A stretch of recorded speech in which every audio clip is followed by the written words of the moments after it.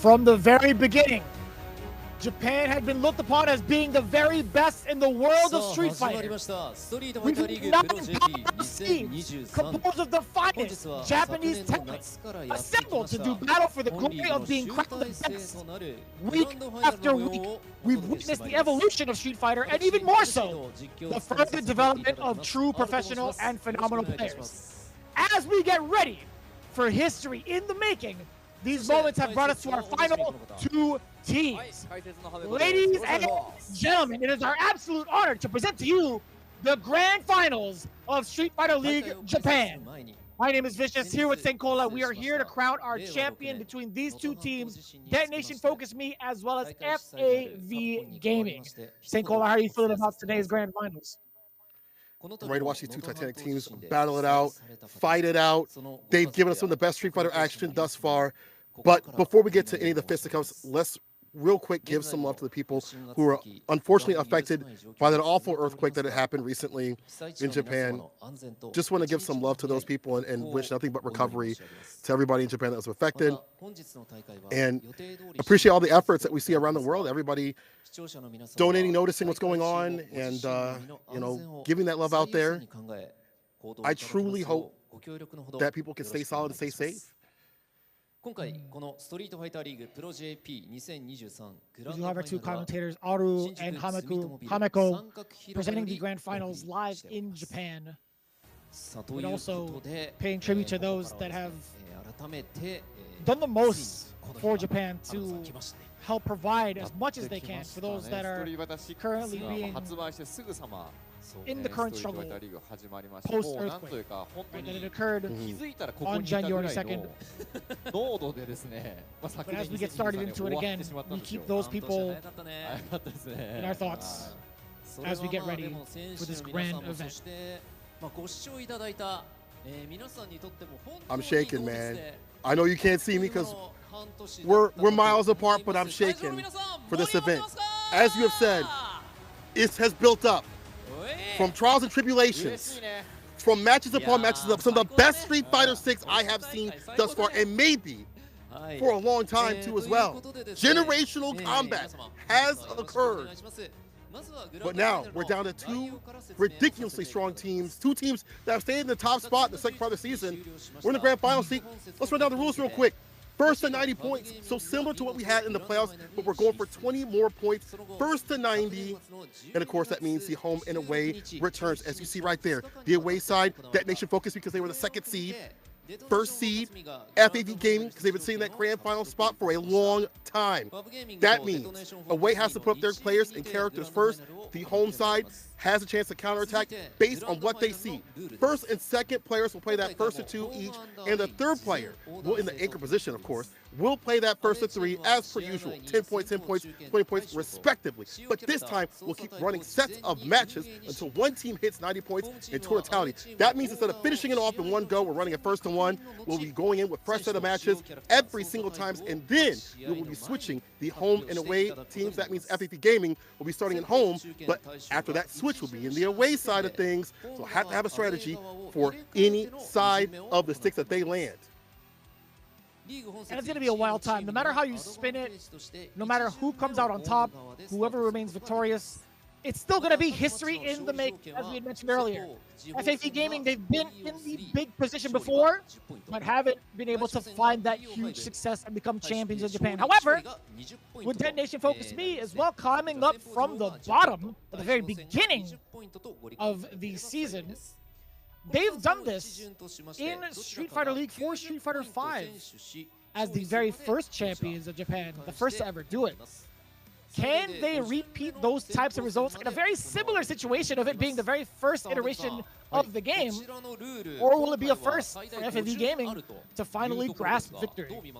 Looking at the history, DetonatioN FocusMe in the regulation play took down FAV Gaming twice. Before that, it was FAV Gaming's victory the first time that they had met. But after that, DetonatioN has had the leg up, but things have been different. Things have been changed for both teams. FAV Gaming having a lot of time to grind it out. They've been being able to practice with the birds. I just saw them recently on Twitter practicing with Big Bird. He went back there to give him a little bit more of that Marisa practice.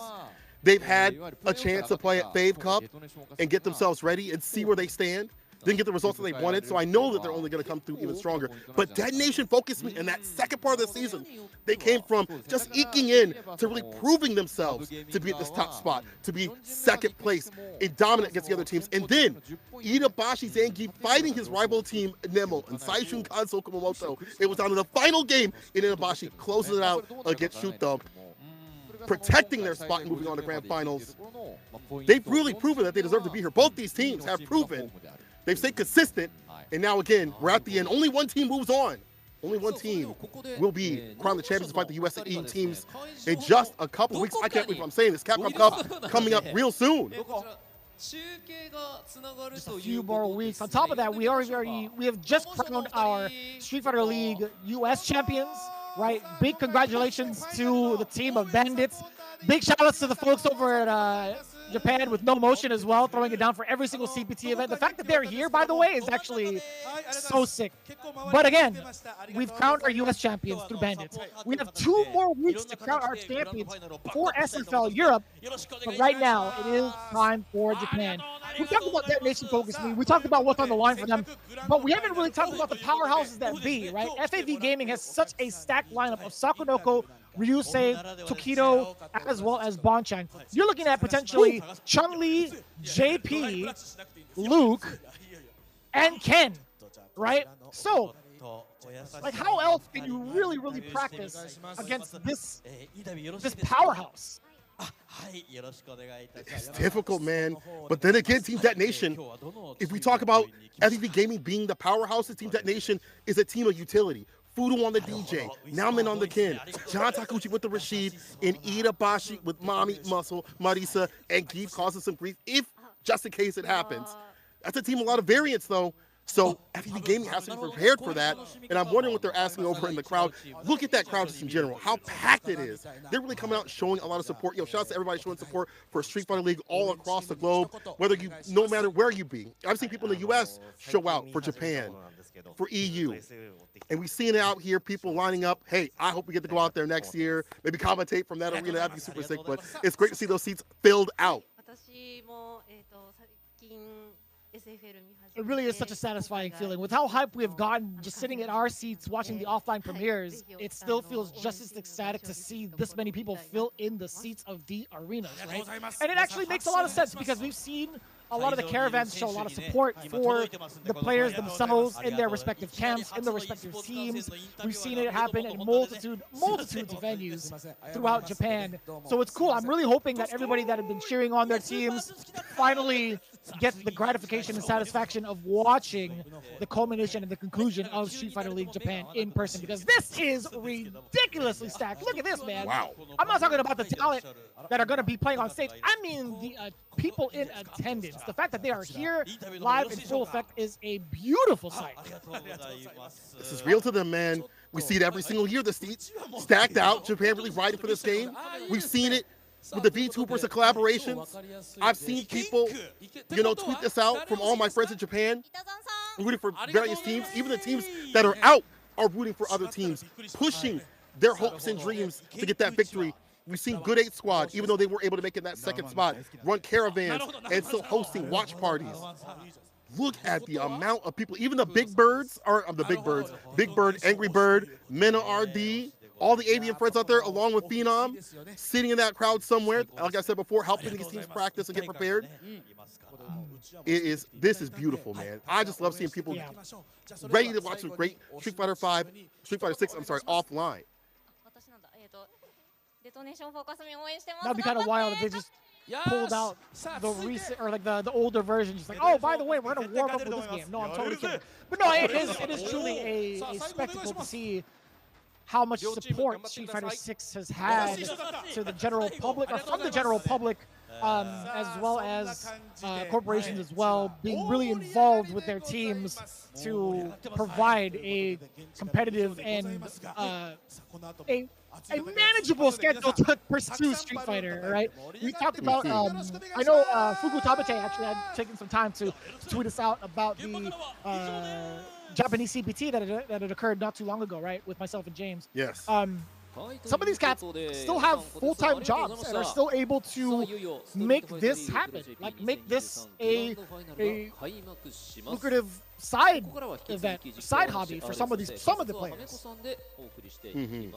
Yeah, Akira, I believe, was the one that y'all were talking about, and there's plenty of other players.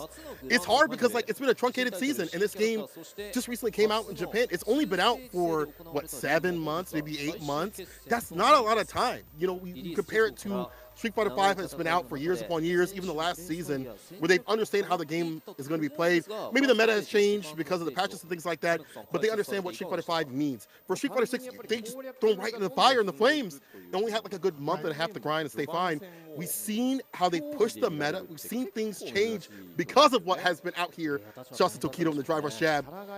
But we've also seen these players push it to the limit, and it's inspiring to see them become so strong in this game in such a short amount of time. Not only Japan, but of course US and EU and all the players coming through in terms of like the CPT qualifiers and stuff like that. It's beautiful to see this game grow as it has, and honestly, I personally still think there's more for this game to grow in terms of defense, but maybe we'll get a patch after Capcom Cup, but I love it the way it is. I personally love the game the way it is. There's some things maybe that need to be changed, but the way it is, it's been fantastic. It's been fun. There's a lot of variation, and it feels like it's probably the best balance we've had a game thus far in the first season, and it's definitely really fun to play.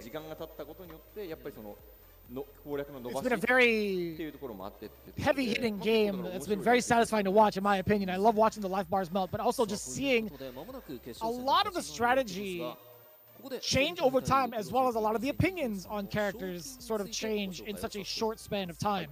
We've already landed in a very precarious situation of like who's gonna be like the top dog, right? And speaking of the top dogs, as we get into the conversation, this is always gonna be a part of the conversation. 8 million yen is on the line for this match, and that's gonna be obviously it's gonna be between first and second. Third place had already been awarded from playoff day number 2. Big congratulations to Saishun Console Kumamoto for them walking away with 1 million yen. That's still a very, very hefty prize to take home. Second place will be awarded 2 million yen. First place, a whopping 5 million yen. Not only that, but they get the prestige of being crowned the champions of Street Fighter League Japan, and thus are awarded a trip to the World Championships coming up very, very soon over at Capcom Cup. That's right. The champions of this event will face off against the other champions of Street Fighter League EU, as well as Street Fighter League US. One of them already being determined with the Bandits. We're still trying to figure out who the EU champions will be. In the meantime, I think we have a better shot of figuring out who would, between the two of us, would actually benefit from our big sponsors going up right now.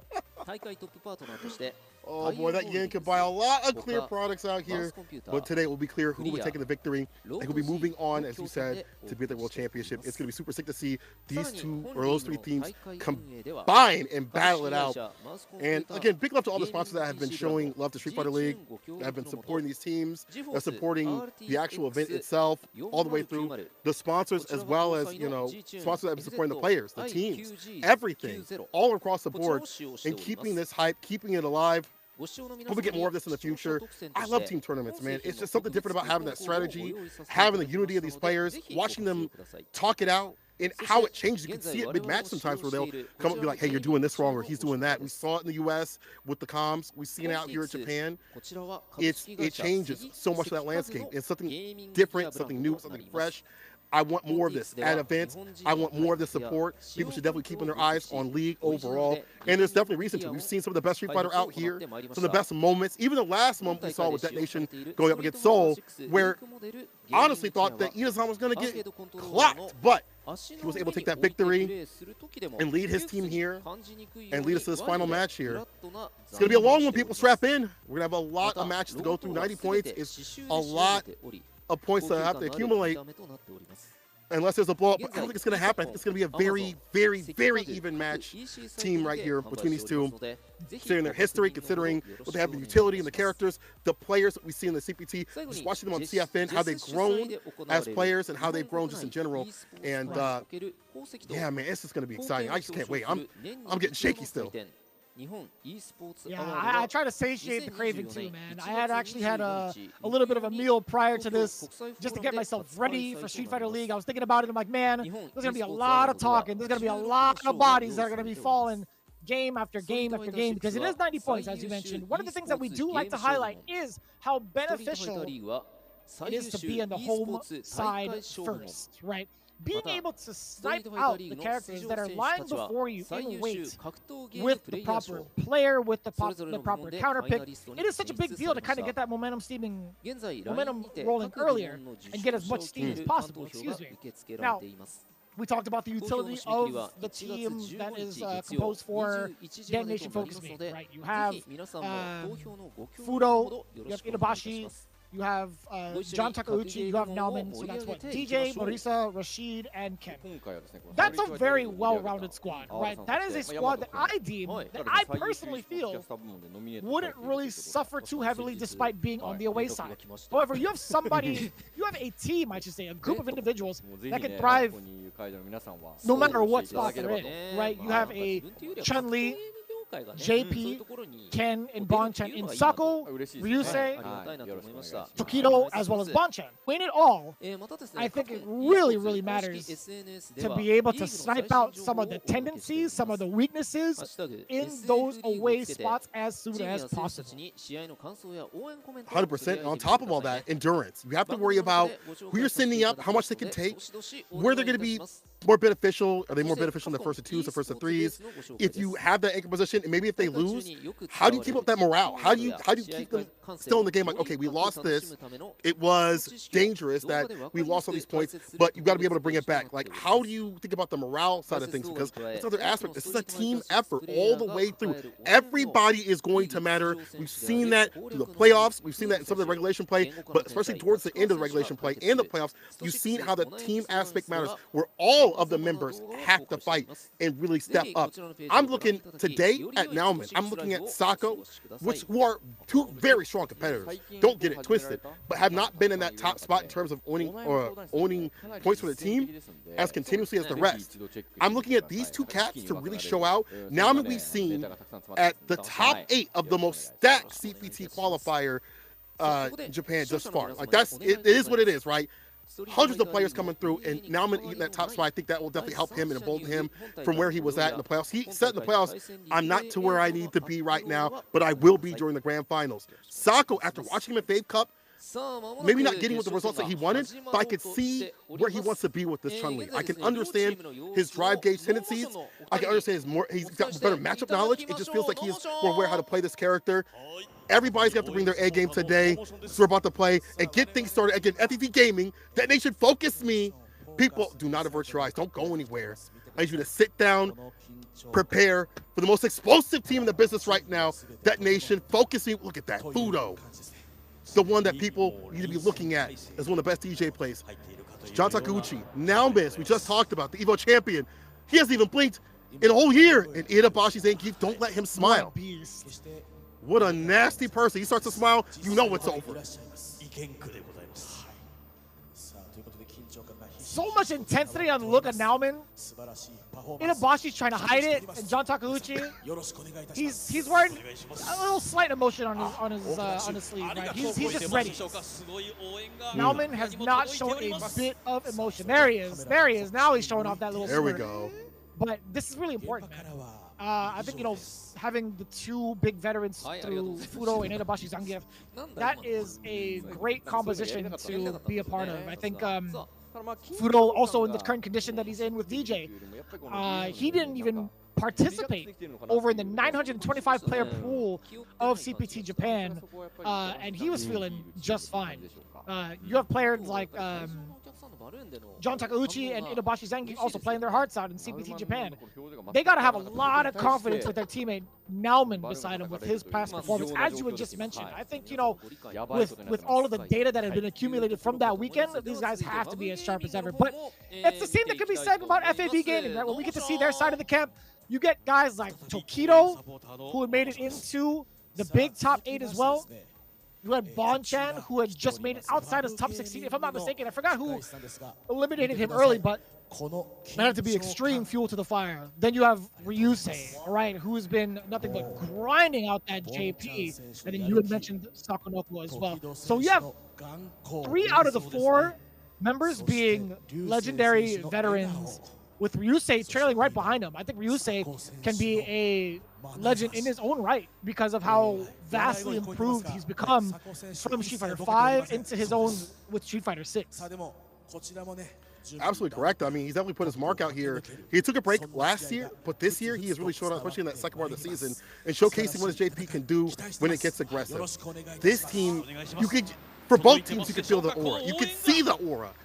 This again is going to be some generational combat. The amount of skill, talent, right now between these two teams, strategy is intense. It's going to be amazing. It's going to be fire. It's going to be high-flying action all the way through. Honestly, I almost want to ask you who you think is going to take it, but me personally, I wouldn't be able to have an answer for you in rebuttal. I couldn't tell you who's going to take it.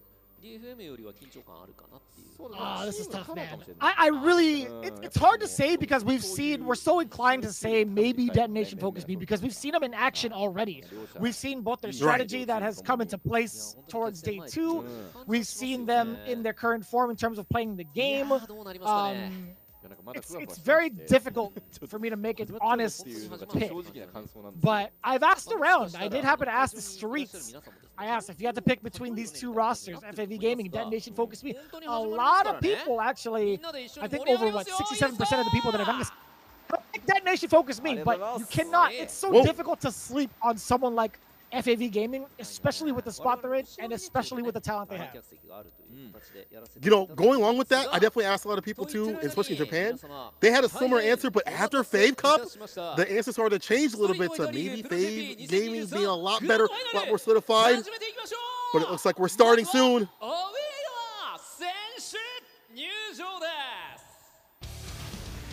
Team Detonation.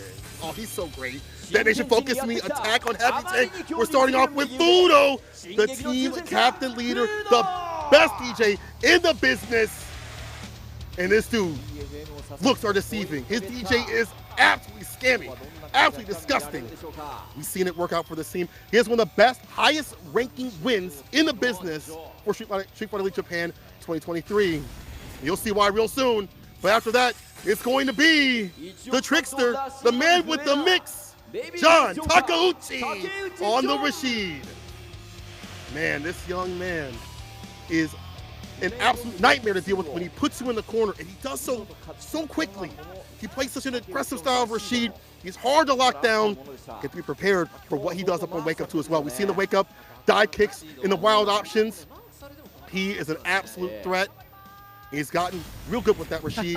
After that, it's going to be Naomin Shippu Jirai. He's always going to let it fly with that pin. It's Naomin, Evo Japan champion, CPT Japan top 8. He has definitely showcased that he can do it. When he's on game, when he's on form, he is damn near impossible to stop. Last but not least, definitely not least, the meal ticket, the leader, Itabashi Zangief causes some grief with that mommy muscle, Marisa. Look at this guy.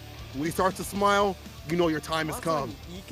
And this guy, clutching out for his team, having a rough time in the regulation play, finally getting that character ready and prepared to fight against the best of the best. Team Detonation, focus on me. We'll see if they can stay explosive against FAP Gaming. My man Itabashi is a professional, a true professional. He was looking at every camera and every which way and making it look good. This is a team full of confidence, as they should be, because they clawed their way through to make it into the playoffs and proved their point of being the main characters. But this is the boss. We've got FAV Gaming coming to the stands. It's going to be the judge, jury, and executioner, Bonchan, who's had a lot of support over the years on a worldwide scale. But all he's looking forward to now is performing for the hearts of his family. That's right. His wife and his 2 kids always cheering him on every chance they get. And best believe his improvement is because of them.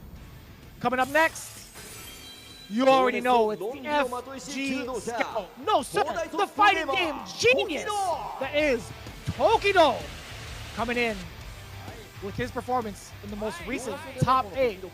You already know he's made the proper preparations for this exact day. And this is the confidence I love to see from Tokido. Not nervous, not worried about his heart rate, ain't got to do the jogging in place, but one thing is for certain, he's backed up by the eyes of desperation that is Ryusei. And this guy is truly a spectacle in a half. This guy, Ryusei, has shown different characters, different looks on a multitude of streams, but that is for certain going to play off for his JP today. And a little bit of nerves, perhaps, to be alleviated by the uncle of the FGC, the strongest spear, Sakonoko, the team captain of FAV Gaming, one of the pillars of the Japanese community, and also execution god. With a multitude of different fighting games under his belt, makes no doubt that he can play both spoiler and coach to a lot of the tactics that can be played out by Detonation FocusMe. This man has been on the forefront of discovering tech and executing the hardest combos known to man in fighting. Without a doubt, that they are one of the strongest squads, and they've proved it this season of Street Fighter League Season 6. Coming in that grand final spot automatically because of their first place placement, it's going to be a really, really tough time for Detonation FocusMe. That's right. Again, them starting off in the away position means they have to set up their characters and players first. FAV Gaming rewarded with the ability to be able to deliberate, commiserate, and figure out what they want to do as a rebuttal. So we'll have to see what comes up in Team Detonation. Man, this is going to be absolutely sick. I can't wait for it. We'll see what they put up and what FAV Gaming puts up. I mean, I feel like there's a lot of variation in utility in Detonation, a lot of flexibility. Here we go. It's going to be John Takeuchi, Naomin, and Fudo. Typically what we see throughout the regulation. But what do you think about this pick? What do you think about this pick to start things off? I think this is a very, very strong start out, right? There's not a lot of deviation from it being, or from it not being a strong start out, really. I think even switching out Marisa with any of the other players would be just as well. Do just as well. But FAV Gaming, I think Sakonoko would have to play a part in this. I think Sakonoko would be great as the Vanguard to face off against Rashid. I think Tokido wouldn't mind the mirror match. And then Bon-Chan with Luke against DJ would be pretty difficult, I feel like. But if I were to actually put a team together for FAV, I would say Sakonoko, Tokido, and Bon-Chan for sure to test things out, in my opinion. I think Ryusei being on the away squad with JP would be way bigger of a check to the opposing team, but we'll see. We'll see how it plays out. We do have the microphone ready for Sakonoko to make his order known, at least for the first person. To give a little bit of insight, I was watching some of Itabashi's content, and he said that he didn't really like the JP matchup. That may be also the reason why he's sitting on the bench right now on the away side, so he's not counterpicked for something that he feels is not that good of a matchup for Marisa. And of course, that's how he feels, and that may have changed since Street Fighter League regulation play. I'm sorry, the playoff play.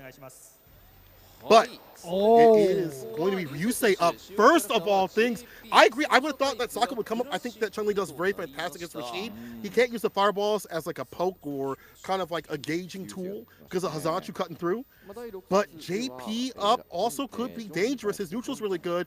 Just don't get caught up in the corner. Those meaty fireballs will take away that OD amnesia play as much as possible. Ryusei, he's a good initiator. He loves doing drive rush, crouching medium kick. He loves starting off the party more so than many other JP players you would expect. And I feel like that's where the meta's starting to shift. But John Takuchi will meet him there. John Takuchi is just as aggressive, and we'll see what happens between these two. I think they're really polar opposites of each other, right? Rashid can do a great job of closing the gap and also getting big combo conversions that lead into corner pressure, whereas JP can do a great job of opening up with projectiles into like a bigger combo, or even with drive rush to send you even further back while also dealing that big damage. So I'm really kind of curious to see why Ryusei has been chosen to go up. I want to see what he's developed specifically for this strategy, because they've had a long time to really sit and think about this, and also have had a lot of data to watch some of these cats from the most recent PPT performance. So we're going to get a couple of words in from John Takeuchi, who had apparently been expecting Ryusei the whole time. Ooh, really? Wow. Maybe they saw the tweet of Big Bird practicing in the back. I mean, they already have Gachikun to practice with on their team, but another look at how Rashid can be played might also be beneficial, not only with that Marisa practice, but having more practice alongside of that with Big Bird's Rashid. But he also said, I thinking of having a good start off and I'll win and get the crowd screaming. So John Takeuchi playing for the W and playing for the crowd. もう何が何でも勝てばいいのスタイルで一生取りに行こうと思います。よろしくお願いします。頑張ってください。Dude, I'm not gonna lie to you, man. Ryusei is one of the coolest cats out there. I had the luxury of being able to talk to him a little bit over at Canada Cup 2019, I believe. It was one of those before the pandemic had happened, and I got to, like, he knows a little bit of English, but I got to watch his Urian play and also got to talk to him a little bit. He demolished me, but man, he is such a cool guy. Like, in terms of his demeanor, in terms of, like, him actually, like, helping me out and trying to figure out that matchup, it was really, really generous of him. I actually... Right? And it's no doubt that we were going to see these teams in the grand final spot with the way it turned out towards like the end of the season. There was something that sparked within Detonation FocusMe. Not to sound too cliche, but there was something so wild about their growth, something so wild about their decision making that I was like, you know, there's an odd chance that we might even see them trample against those in the very top spot as we get into the playoffs, and we happen to see it. We absolutely happen to see it. So this is going to be the first game in mind. It's going to be John Takeuchi with Rashid locked in versus Ryusei as JP. Now, what else are your thoughts? And what other thoughts do you have going into this game in regards to the momentum that can be had from both sides? What do both players need to look out for?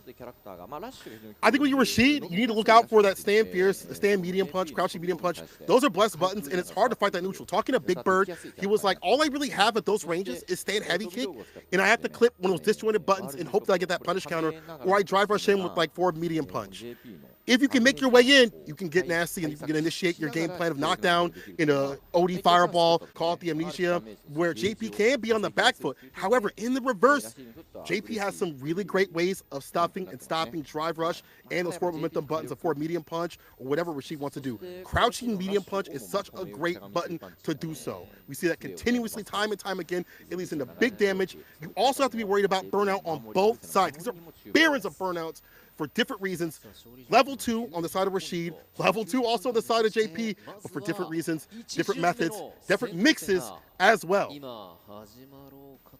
And both very much so different characters on the receiving end. You know, you talk about JP when he's in burnout, he still does have access to his amnesia, which can be used as a defensive tactic still, despite not having any meter behind it, which could be one of the more powerful tools in his arsenal. But there are certain setups where you can't get away with it. If you keep it tight enough, you can't actually use it for something like a drive impact counter, right? We've seen certain setups where it has been blown up. Shout out to Grand Totokai, by the way, for showing all that off. We'll see how it plays out. Again, it's first at 90 points. This is the first game. This is 2 out of 3. It's going to be John Takeuchi versus Ryusei. Here we go, game 1. See, initiating. Ryusei starting off strong. Trying to drive rush in, but there's the throw. The back, though, actually. These fireballs as pokes. Kind of close the distance. Stop from closing the distance, I should say.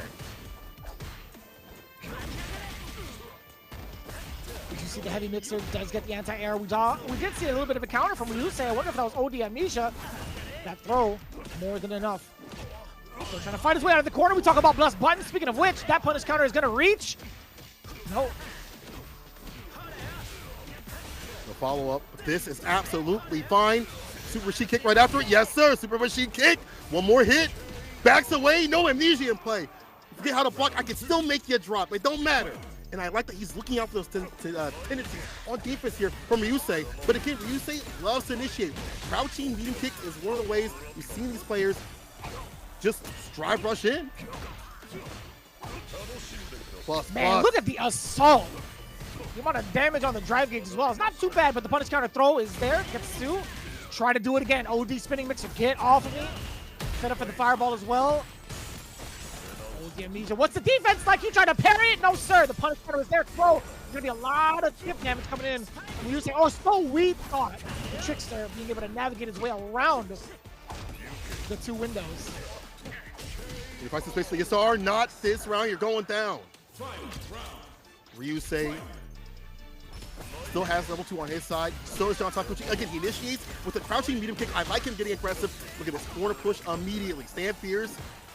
Puts up the departure to lock him down. Send heavy kick plus. Here's the activation. Bad situation. What are you going to do now? He blocks it out, but that drive gauge is getting depleted.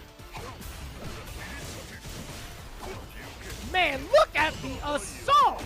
Plus the perfect parry. Get some of that meter back. This is huge. Set up the departure right in front of him. The Shadow's going to be doing a lot of the work for this mix-up, and it does so successfully. Level 1 intact.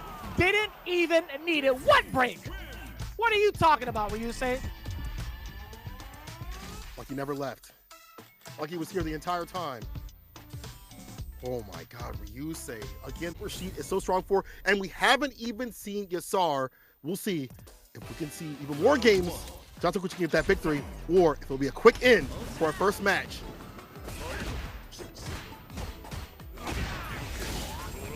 Man, what a spacing trap set up by Ryusei. After those two lights, that standing heavy punch was going to be so malicious. He's trying to hurt some feelings with it. But speaking of hurting feelings, a little bit of a frame kill for throwing the punish counter for an extra damage, and that knockdown is everything right now as John Takuchi gets to dictate the pace. Big punish counter, gets to spend the rest of it, has one more after the Arabian Cyclone linked after the light kick. No! A little bit of a drop, but John Takuchi, he's still in great shape to close out this round. The sweep is there. Ryusei falls short. Stand media kick and crouching jab right after it. Nice little space trap to catch him walking forward. Aim in the right position to get that anti right there. Yes, anti is a little bit weaker on the side of Rashid, but you back up, you find the heavy mixer every single time. The amnesia does land. The crouching media kick does too as well. Forward heavy kick, didn't get the crystal stash right after it though.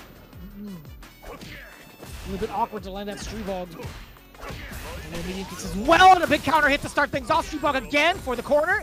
Set up the departure. Anti-air is there. A lot of, I was going to say, it could be a lot of damage, but no, sir. It's going to be after this instead. Playing him like a fiddle. It's Ryusei, look at that match point. Both characters with 3 bars to their name. Looks like it might even be hard to initiate that fireball kick like you'd like to, besides the initiation. Oh, the embrace, the command grab. He sneaks it in. Nah, Ryusei feeling himself. So many different looks. The air to air is right there. Russell jab to get the OD side switch, gets the knockdown. Now the Yasar comes out. My wind condition. Could he put the pressure on this cat? You said you see the defense over at Babe Cup. I know he got better and better.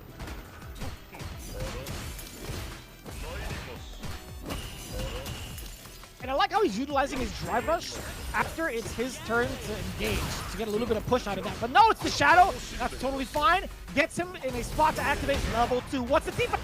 Punish counter. Does manage to find it with the drive reversal. Excellent bust out. Absolutely worth the gauge. But up until this point, departure takes the window of opportunity now. The departure again. There's one, there's two.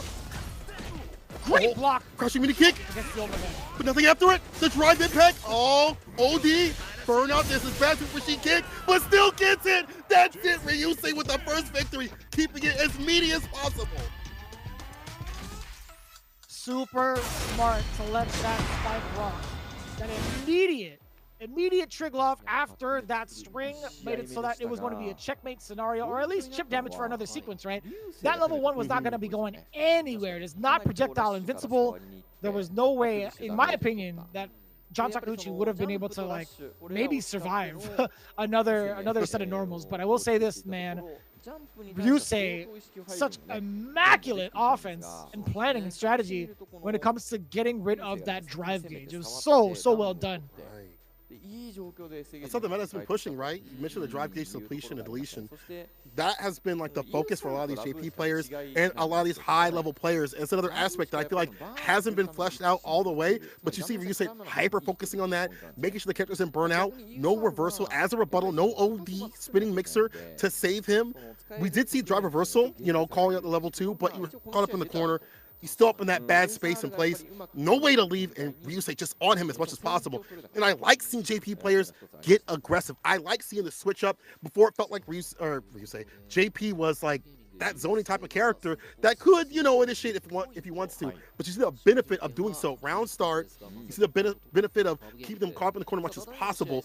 We really get to see the mix that Rashid is capable of, and now we're going to see the points out here. Look at the anti-airs that came through from the side of Ryusei. Crouch Fierce missed once, but the other times, 80% were fine. He took a lot of throws. We definitely don't want to get shimmied by the likes of Rashid. That lets him leave the corner with Stan Fierce and OD, you know, Eagle Spike, get the side switch, stuff like that. Drive impacts did not hit, but still, it was still attack on drive gauge overall.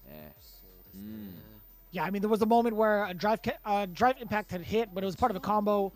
A little bit too tight to actually get any sort of impact, real significant impact, no pun intended, out of that. So, yeah, very valuable stats, in my opinion, right? Looking at the anti-airs, very mobile from both ends. Talk about the OD reversals as well.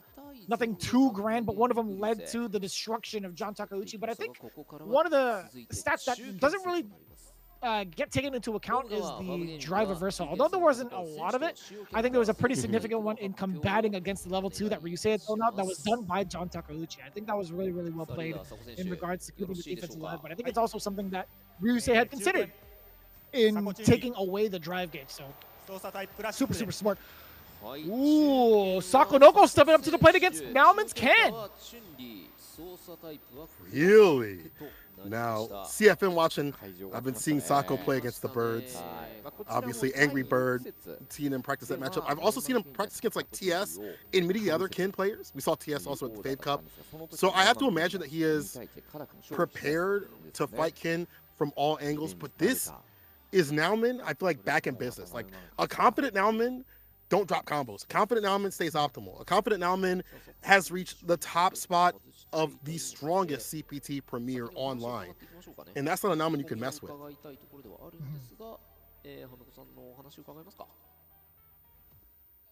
Right, I think it's a fair assessment with how much attention that Nauman has had from CPT Japan, also with the way that he's been performing in comparison. Like, Sakonoko, I feel like, hasn't necessarily been quote-unquote under the radar, right? He's still streaming his runs. He's still streaming his, like, training and whatnot. I don't know how much of that is really going to apply in regards to, like, this one-on-one aspect, but I think character-wise, right, I still have a lot of faith in Chun-Li for this particular matchup. I think she does a fine job of navigating around the things that Ken can do, other than maybe like a Jinrai situation, maybe other than like a situation where Dragon Flash actually gets to close the gap and force a block, right? Before those two instances happen, I think Chun-Li can really pressure Ken effectively, at least in the footsies department, challenging the fireballs with fireballs of her own, and also speed up her drive rush as well. And taking away drive rush against, you know, other characters just in general, the way that she operates with like stand jab, counter, how much she gets off of that, with swift thrust as well. She gets so much reward off of you trying to drive rush in a bad sort of way. So if you make that mistake, you're going to get caught into corner carry off of like spinning bird kick into Oki. And the fact that she's got that level 2 that builds up into more bar, and then also the safe jump setups or mixes, but those safe jump setups taking that reverse off the table, a very strong point. You know, I have to pick Valmaster's brain a little bit more.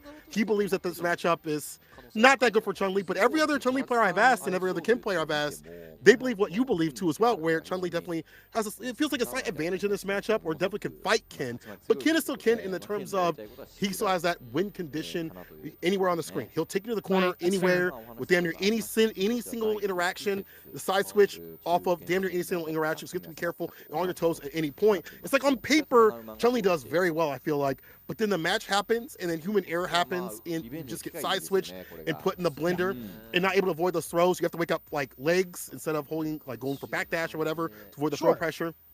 It's a very difficult thing. I feel like this matchup still will probably be more even or maybe in Chun-Li's favor, but I like the variance that we've seen from all these players and showcasing the strategies and stuff like that. And I do think that Sako's going to be ready, but again, Nauman, the way he's been playing lately though, man, it's something about him when I saw him at CPT that's so different than regulation play, playoff play. Yes. Like, it's like he's like a different person now. If we were to put any sort of tangible stats, as much as I agree with you, by the way, to kind of back that up, I think there's a lot to really talk about in regards to his performance against Chun-Li in the season overall, right? As much as I don't want to at least like put this stat out there, he did beat Goichi pretty severely back in September, right? And that was a while ago. I think by then Chun-Li might have been developed. That's like the argument, but then we go and move up into, or sorry, he lost to Chun-Li, excuse me. Then we move over into November, right? November is where he actually got his revenge, I should say, against another Chun-Li player that happened to be Sakonoko, right? So he's figured out, like, he's figured out what needs to be done in this matchup, and also has transcended with his most recent performance over in CPT Japan. So I think it's a very, very valid statement. So again, wasn't too familiar with it back in September, had figured it out by November, and now we're looking at a transformed Nauman. But the same can possibly be said about Sakonoko, right? He takes his losses in stride as well. Like, he knows exactly what needs to be done to figure out solutions. He's been doing it for what? How many years now? I think overall, this is going to be the ultimate test, I think, for Nauman to really think about what the changes were made, or what changes he had made to combat against a character like Chun-Li, and also combat against a player like Sakonoko. I want to see how he's throwing out fireballs as pokes. Those are big risks. You know, you still have to establish that spacing game with the fireballs. But you have to be so careful because of Hazanshu coming through. We'll see what Sako does as rebuttal. If he can keep that drive gauge nice and healthy, not be put in burnout. Sako versus Nauman. Will Nauman get another victory? Or will Sako get his revenge? Second game on the first set of sets. Let's get it. I'm just waiting to see Chun-Li level or number 3 costume. All right, I wanted to see it. That would have been sick. All right, all jokes aside, this is game number 2, set number 2 between Sako and Nauman, between the two teams. Here we go, game 1. Close range fireballs, harder to hit the Hazanshu. The perfect parry is there. I like that rebuttal, but the whip punish, he's ready with it against that same heavy kick at that distance. Revert kick, jab, no counter conversion. He's with the fireball, kill some of that drive gauge. Do it again, why not? There's the tech. Immediately busts out. Nauman getting a lot of estate back into the mid space, but we talked about the Jinrai 1 opener. OD legs, excuse me, OD Tencho kicks right off the bat from Sako. He could have done it again. No, he's not going to take that risk. Careful now. Sako has a lead. He finds a punish, and he finds victory. Still had more. But wait, there's more, said Sako. First game to him. Look at the bar at the bottom, too, as well. Level 2. Might be seeing that, get that corner carrying the safe jump set up for the mix. Or right through the fireball. We talked about throwing bad fireballs, my friend. West side of the screen. Taking him over to the west side. Forward throw. Gets to do it again. If he wanted to, that could have been huge if he had committed to the throw, but it's still going to be enough for Sako to continue on his pressure. Tencho kicks a mile away. He saw it coming. A little bit of a stagger pressure off of the jabs as well. No opportunity for the whiff punish instead. After the block, Tencho kick comes out again from Sakonoko. Stand fierce. Counter conversion. Sako building that bar at the bottom again. One more decision right here into level 1. For the victory. Cannot throw the bad fireball. Swift thrust. Sweep off the feet. But janitorial duties might be done here from Sako. He sees one solid hit. Don't leave any gaps, my friend. The overhead, he blocks it out. Impact. Oh, it's it. No way. Forward throw, he gets to do it again. Oh, this is bad for Sakonoko. He has to guess for life. Important guess, important tech. Oh, this burnout could be everything if he lands it on Nauman. Punish counter against the step kick. -5, baby. Sakonoko within range, well within range to get the punish. Still saving grace, still saving face, I should say. Getting the first game immediately off the chair is Nauman to consult with his teams. Man, with a nail biter immediately from game 1. And you see Sako just playing those ranges to make Sen heavy kick, whiff, and find a punish counter. You see him do that against a stab kick. I feel like Nauman's like generally speaking, I should be able to make this not so punishable. I should be able to make this at a range where you can't deal with it.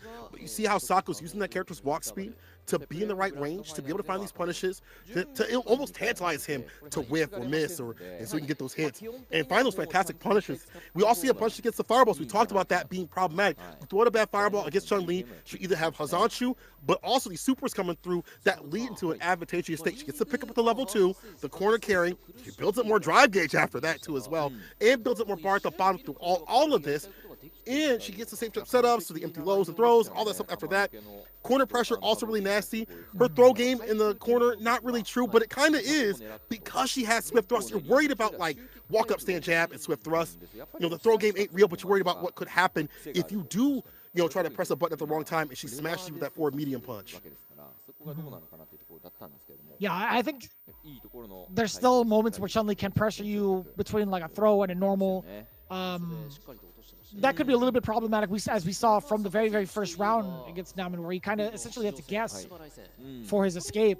I will also say this. There was a moment where Sakonoko showed a little bit of slight weakness while in burnout, right? He tried to jab a drive impact without not actually getting the bar left. I'd imagine he did that intentionally because he thought he would build enough bar back off of the offense from it hitting and like taking the blow, but that could have been like a very, very scary moment for Sakonoko. But I think it's not bad taking it at that moment because he knew it wasn't going to be like checkmate, instead of like blocking, getting forced to the corner, and then getting like having miss a mix-up where like a drive impact flies through and he gets like a wall splat for the kill. So I think that's not too bad of a scenario for Sakonoko. But we're going into a game 2 now.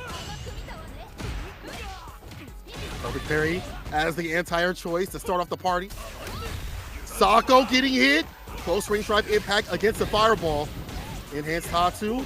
Gets the Jin Ride pickup. Oh my god, the situational combos with a sauce. Been fantastic here from now on. Cross up DP. Driver slide punch starter. Gets the mediums in to the Tatsu. Overhead. Median up. No follow-up though, but has him up in the corner though. Yeah, I think there was an opportunity for Nauman to get a bait against Sakonoko, but he was not going to let that fly. Not with the 10 show kicks, not with the life so little. Throw could do it though. And either way, yeah, I love that force against Sakonoko. Forcing the airs was really, really smart. Getting that throw bait. Sakonoko is going to be under immense pressure if he gets put in that corner again with the throw loops. Nauman might have an opportunity to find it sooner than later, though. We'll see. Walk up jab, run cancel, gets the counter too far for the throw, though. Commit to the grip, but did not commit to the buttons right after. Tensho gets the DP. Not Tensho, I'm sorry, the lightning legs, but the DP was there. He was ready for that wake-up option. We talked about how she has that variance. Jinrai, Shifu Jinrai, living up to the name is Nauman. He lets it fly. Still up in the corner. What's your option? Calls out the throw with a neutral jump fierce. This is fantastic. It's fist to face to put you in your place. Now the foot. Damn, that was optimal as heck. Nauman immediately taking the wind out of Sako off of that one interaction in the corner in the previous round, right? Those throws were everything against Sakonoko. And as much as it's or as little of an analysis that was, that really spelled a lot of doom for a lot of the throw baits, right? Any sort of like opening that Ken can have off of like a jump in heavy leads to massive damage. Character's corner pressure, man. Something to behold. Anti-air is ready with the Tensho kick. Drive rush throw. Dash up, waiting for a rebuttal. Takes him, eat a fireball. She just slows down the game. Shouts to Poppy. I was talking to him up on sets. He was like, her fireballs just slow down the game so much. I think along with these jabs and these swift thrusts, it's just hard to get in and get frustrated. But here's a thin heavy kick. And heads Tatsu to the corner. What's next? Did he try to jump? I wonder what the escape option was from Sakonoko. Why he got clipped with that second light.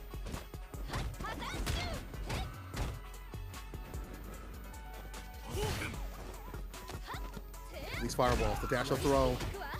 Now I'm in back, almost back with bar. Okay. Now I can parry. Now I can set out these OD fireballs. Now I can find that confirmed with that stand fierce follow-up in heads Tatsu. Level 1! Actually clips the crouching jab. Sakonoko still has meter to his name! And either way, he was hunting for that chip damage regardless. It wouldn't have happened, I think, with the first set of OD lightning legs. I don't think it was enough. But I think the next sequence would have probably been more than enough. Sako's aware. He's got that spatial awareness not only with what's going on in the game, but what they have. He's pocket watching. understanding how much gauge he needs to take care of. Oh, the jab DP. The Angry Bird special. I love seeing that. Waits, gets a grip. Go up in the corner. Go for the level 3, not just yet. Perfect parry. You got to set up for the level 3. You're not going to do it. Okay, that's fine. With how much life you have left, it's totally understandable. Up until this point, though, Sakonoko. Side switch, you know it. Forward throw. This is actually so dastardly to get that side switch. That counter hit is everything. What's that? He does it again. Counter hit another one. No cancel. Sakonoko, what are you doing? Finish your plate. You should have finished your plate. All you had were a few more bites. With the final game, final round, the fight still continuing. Bar both sides. Try to get a preemptive drive impact against the fireballs. No read this time. Sako stays fine. Punish. Crouch, Pierce, star. Go for that level 2. And get that pickup to push it down. Dash twice for the Oki. The advantage on that waked up position from Nauman. It'll be so dastardly to try to get out of there, but the roundhouse swinging like a baseball bat, finding the mark the first time, the second time not so much. Sakonoko has not really been reliant on getting some of these bigger whiff punishes. Not just yet anyway. Man, trying to contest the fireball again. That's the second time he's got punish countered for throwing a bad fireball. And you see the jump-ins, the OD fireballs. I like this close range pressure here from Nauman, utilizing these things to get in, baits out the jump, gets a DP overhead. Luckily, not needed here from the side of Sako. Putting his own pressure on. He's got that level 2. We spin it now. Before one more sequence. Level 2. More pickup. For one more point of pressure to be vicious. ED fireball, drive rush. Counter hit throw. That's enough to do it. Sako. I'm savage. I'm not average. And he moves on with more points for his team. That was actually kind of terrifying, right? There was a counter hit on the stand jab. And that could have led to disaster if he did not time his throw correctly. And he still managed to get a counter hit on that, by the way. I'm actually kind of curious if Nauman decided, I don't know if it was meaty enough for the stand jab to keep the character grounded to catch like the pre-jump frames, but I really do wonder what would happen if Nauman just like held north, right? If there was enough time for him to like hold north and at least get like a reversal, not a reversal, sorry, to at least get like the little flip out state from the jab. Yeah. That would have been kind of nuts. I would have loved to see that replay once again, but Nauman not having the proper defense towards the very end, a little bit of nerves as well. The fact that Sakonoko got 2 counter hits from a jab and also a throw towards the end really says a lot about Nauman's decision-making on defense towards the end. I mean, look at these stats right here. Like, Nauman, he was jumping it just fine. It felt like Sako didn't have as many anti-airs. The fireballs were getting called out. You saw those, the drive impacts landing too as well. But the decision making in terms of, the text and things like that were also in the favor of Nauman. But it's the pressure that Sako put on. The fireballs sent out to lock him down. The jabs, the swift thrust to stop the drive rush. I loved it. And also the footsie play against outside stand heavy kick using the walk speed, finally whip punishes. Sako, turn up like volume and turn it with more points for his team. 20 points on the side of FAV Gaming so far. But now we're at that anchor match. The first of 3. We'll see who's going to come up. I have to imagine, and I just personally, because I want to see it, Tokido comes up. I have to imagine it's Tokido. Oh, that's a tough one. That is a tough call between Bonchan and Tokido. I think I like Bonchan, to be honest with you. You like Bonchan? I'm gonna take a look at the stats before anything to kind of like give a little bit more detail for the folks at home. Right? Has he faced off against Fudo before? Yes, he has. Faced off against him in October during overtime, though. He lost to him in a single ×1. Tokido's stats, though, he also had lost to Fudo. So it would have been a coin toss either way, I think, in terms of the stats. Like, Tokido had lost to Fudo back in November in a fully fledged match in the captain's battle, in the anchor spot. So I'd imagine this is something that Bonchan would be more fit up for.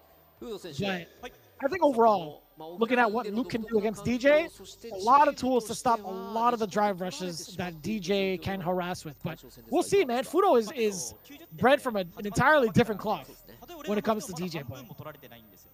He is the best DJ player and one of the best players of the Street Fighter 6 for a reason. Just watching how he's been able to structure his template of normals behind parry, preemptive parry, and things like that. It's hard to get like that really good read against him. You think you can walk up and throw, but then he hits you with stand fierce or the sway play, and you eat so much damage, and you're afraid of just throwing out anything. He makes you very pensive. But maybe this is also the reason why Bonchan comes out, because it's hard to make someone like Bonchan very pensive. He's just a walk-forward machine. He is a man that is on a mission to get the crouching light kick opener, smash that +1 crouching medium punch for some fun on block, or on hit for a lot more. And he's ever so optimal with this character. Fudo says, we're starting off, even if we lose, they don't get that, even the half of the match point. I'm guessing they mean, you don't get the full-fledged amount, though. But Fudo still wants to do his best to win here and equalize, get as many as possible. So he wants to get as many points as possible for his team and stop them from having that momentum. We'll see what Bonchan has to say, but I think Luke Ken, either way, is going to be good to fight DJ for different reasons. I think they're both even. Maybe Luke might have more advantage in terms of stopping Drive Rush.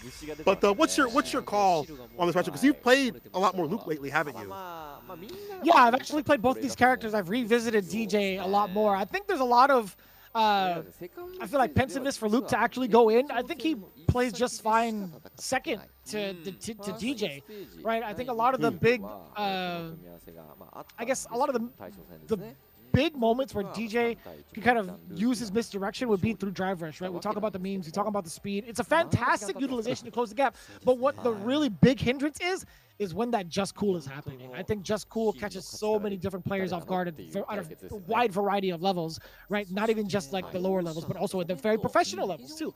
I think Luke would have to really, really pay attention, and also in terms of very shallow analysis, I've seen a lot of DJs kind of fall susceptible to neutral jumps a lot, right? Because of that tactic of like Drive Rush forward, Just Cool, commit to it, trying to like dive kick their way horizontally, as Logan Sama would say it.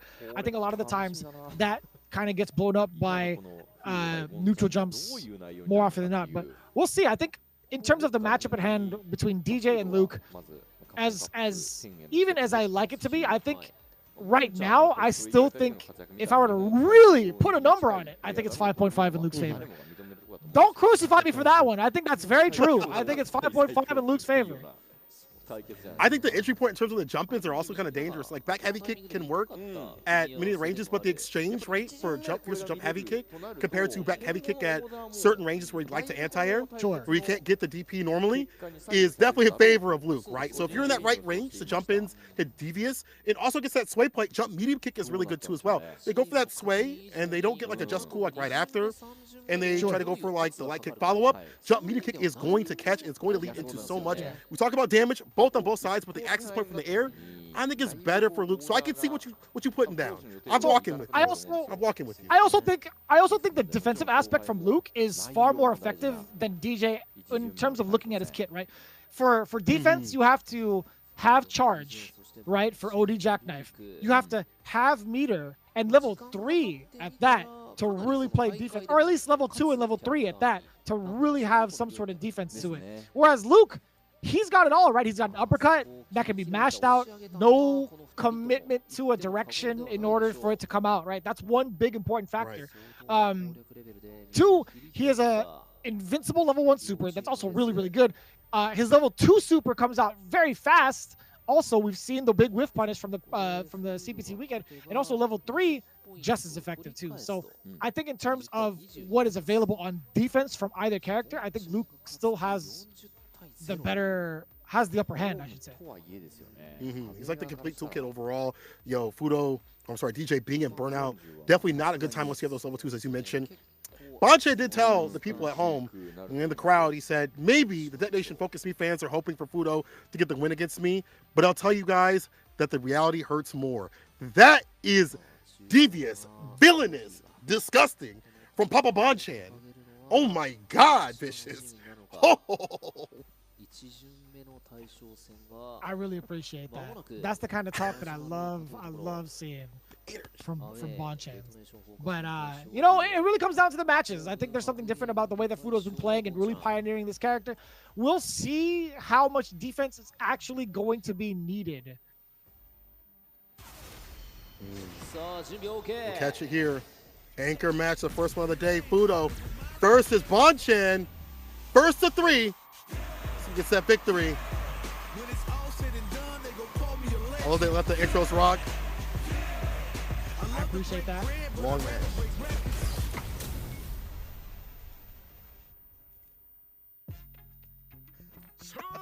I love that. The faces. So it's so all right, here we go. It's the anchor match. Very aggressive start, actually, from Bonchan as well. Twice over, he's tried to jump on defense. He's got smacked up. Counter hit. What was that from Fudo? Oh, real strange. Chase down on the sway play. I like that. Hot pursuit. Waste a little bit, looking for a reversal. And I like that. Use the parry for the charge up right there. Use that continuously. He'll hold the parry, hold his charge for a little bit. Gets the anti-air. Drive rush in with a throw. Fudo has the lead. More than enough to tank for the damage. We'll definitely take that. Fudo off to a very, very aggressive start, but it's really, I think, Bonchan and his defense 2 times over.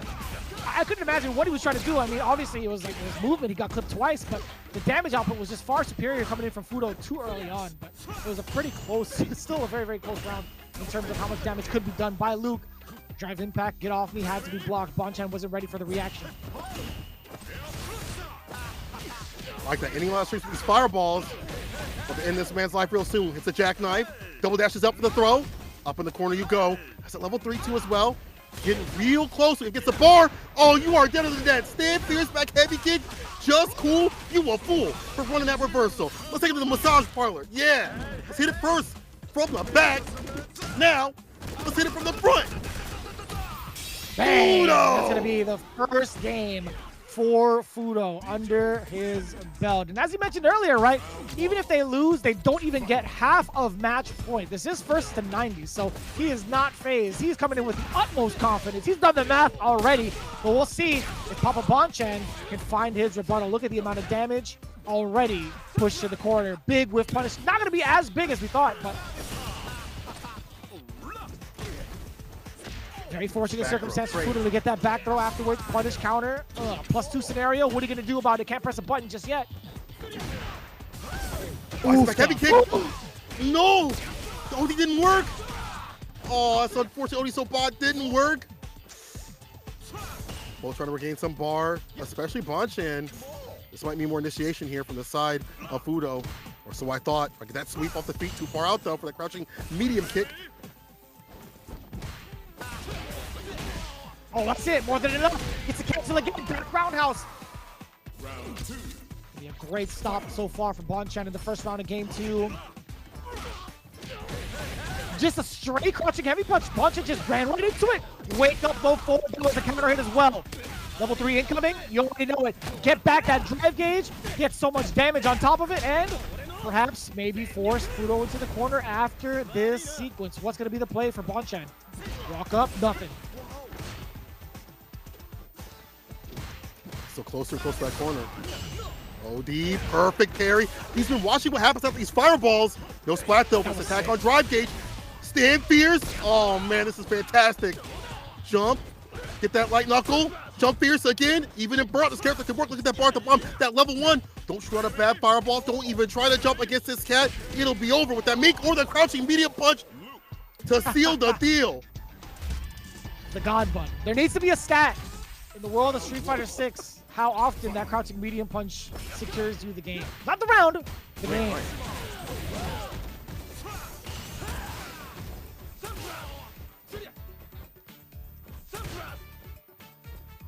More fireballs from the side of Bonchan. Might run some ODs eventually.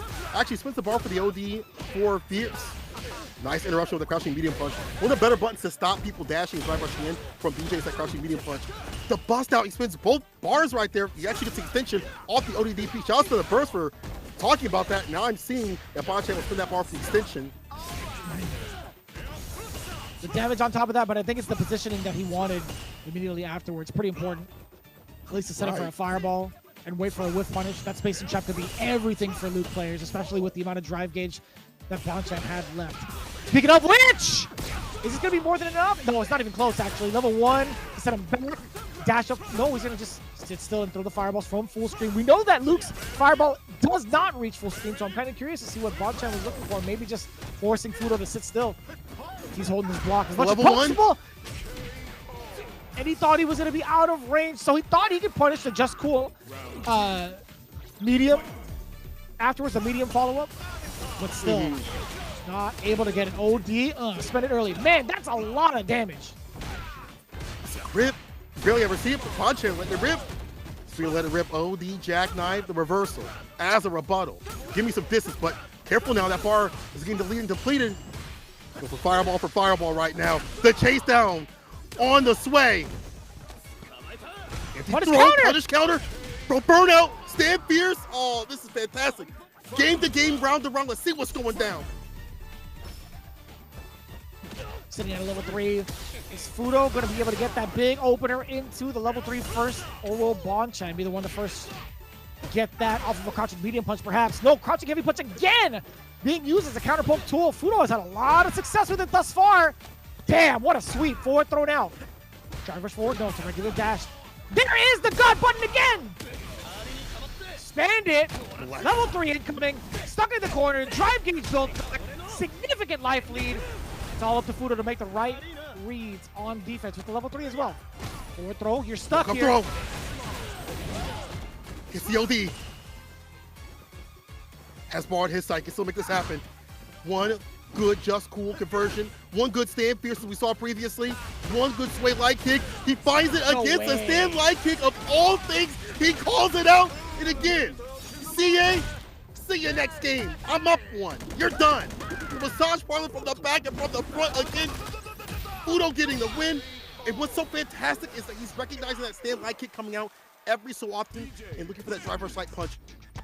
Bonchan has been one of the most consistent players to use that stand light kick when it comes to Luke, and Fudo is hyper focusing on that. I forgot to ask Bonchan why he used that button, but Fudo, he sees it. And being able to hyper focus on light normals to get a punish counter with a drive rush is actually immaculate. That's one of the hardest things to do consistently. Perfect parry on the sweep. I like that punish sequence as well. I really do enjoy that forward fierce punish sequence coming in from Bonchan.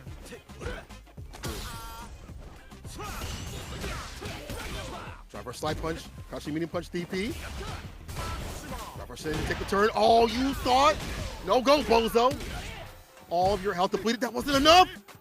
Oh, no, Bonchan. Don't let it be you, my guy. That's fine. That's totally fine. Bonchan keeping it straight. Crouching medium punch again. Saving the lives of many Luke players. Oh, with that air slash with the OD to start things off immediately. So much damage, but also the corner carry is fantastic. Punish counter, just cool. You stand medium punch. Oh, brother. Double DP. One more hit will set this man free. Baits out the OD. Perfect KO. Set point here for Fudo. A lot of dominance. Man, it's just the corner carry that calls on reversals. How he's drive punching in and interspersing things with that sway play again. How he's using that sway at these ranges. It is cooking Bonchan. Gonna get a lot of bar back after this sequence. Look at the damage! What is that, 55, 60? Oh. A very deep cross with that as well. Fudo not trying to take too big risks. All right, that's fine. Especially after that flash knuckle. You're going to get a drive reversal, but the burnout is there. Air slasher to contest against the fireballs.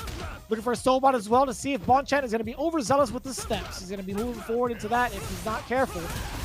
Another air slasher, but no, it's the OD fireball to kick things off and kept it tight. There was nothing Fudo can do to stop that drive impact wall splat. Level 3.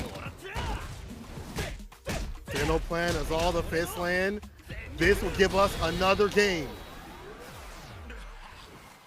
Here we go. It sounds so violent. Even after, like, as DJ, like, comes out of that, just like the death noise from DJ, it just sounds so violent.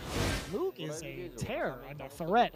But we are going to get a little bit of an intermission between the teams as Fudo comes back to his teammates, doing a fantastic job of really letting the Just Cools rock, getting some of the big damage sequences, but I feel like once Luke gets all of his meter back from that instance and he has level 3 locked and loaded, it's just a matter of time before it lands. And I feel like, what, has Bonchen landed every level 3 that he's accumulated thus far? I think so, right? I feel like, yeah, I haven't seen not a single level 3 miss or not go into level 3 at least. On the other hand of things, it feels like Fudo, like, he'll build up bar, but he'll use too much, and then he's like, I can't drive rush forward, I can't initiate, I can't get the momentum back in my hands, which is kind of strange to say because I think Fudo is one of the best in terms of keeping his drive gauge as healthy as possible and only putting himself in burnout or close to burnout when he needs to, because he's staying aggressive, he's staying active, he's building up gauge faster than most of the DJ players, and he always keeps it as healthy as possible. It feels like he's burning out a little bit too often, and Bonchen's like, well, that's great. Yeah, get ashy. No Jurgens, that's fine. I'll put you in the corner with the wall splat, the drive impact, and I'll work from there. Bonchen working around that meter play has been fantastic, and I think that with that in mind, Fudo has to be more wary of how he uses the gauge, maybe more dashing up, more forward meter kick, more forward momentum off these buttons, and really thinking about how he used that drive gauge.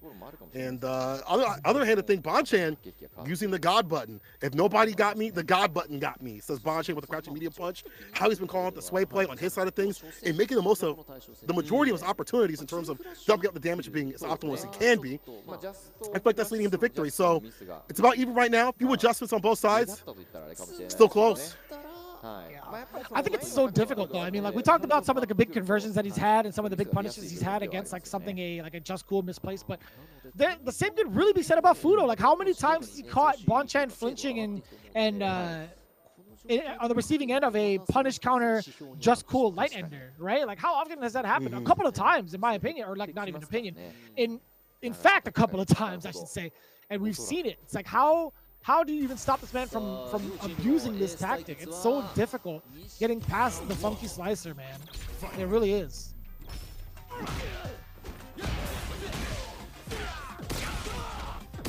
there it is. Crouching medium punch again. That stand fierce. ODDP immediately. Starting off aggressive on both sides. The drive rush throw. The fireball for the follow.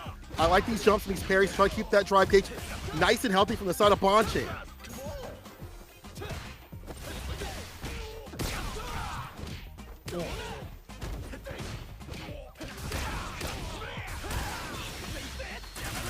One more than enough. Actually, the very last bit of that super doing the damage, doing the most. Now look at that match point. This is going to be pivotal for FAV Gaming.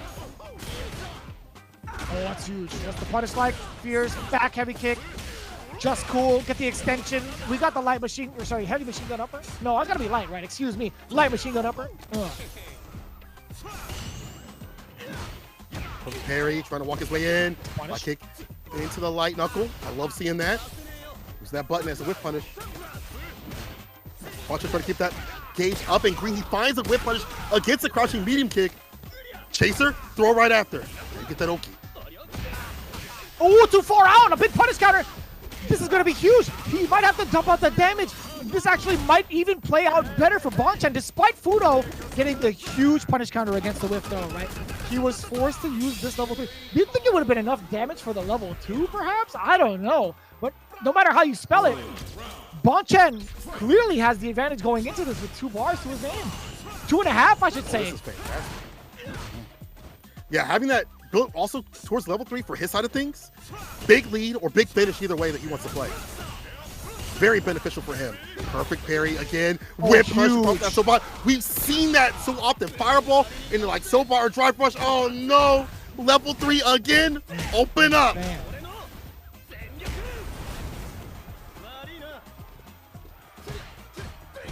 Welcome with the intimidation.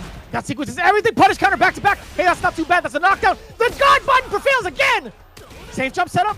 Jump forward. Time to guess. Punish counter. May not matter though. Hopscotch.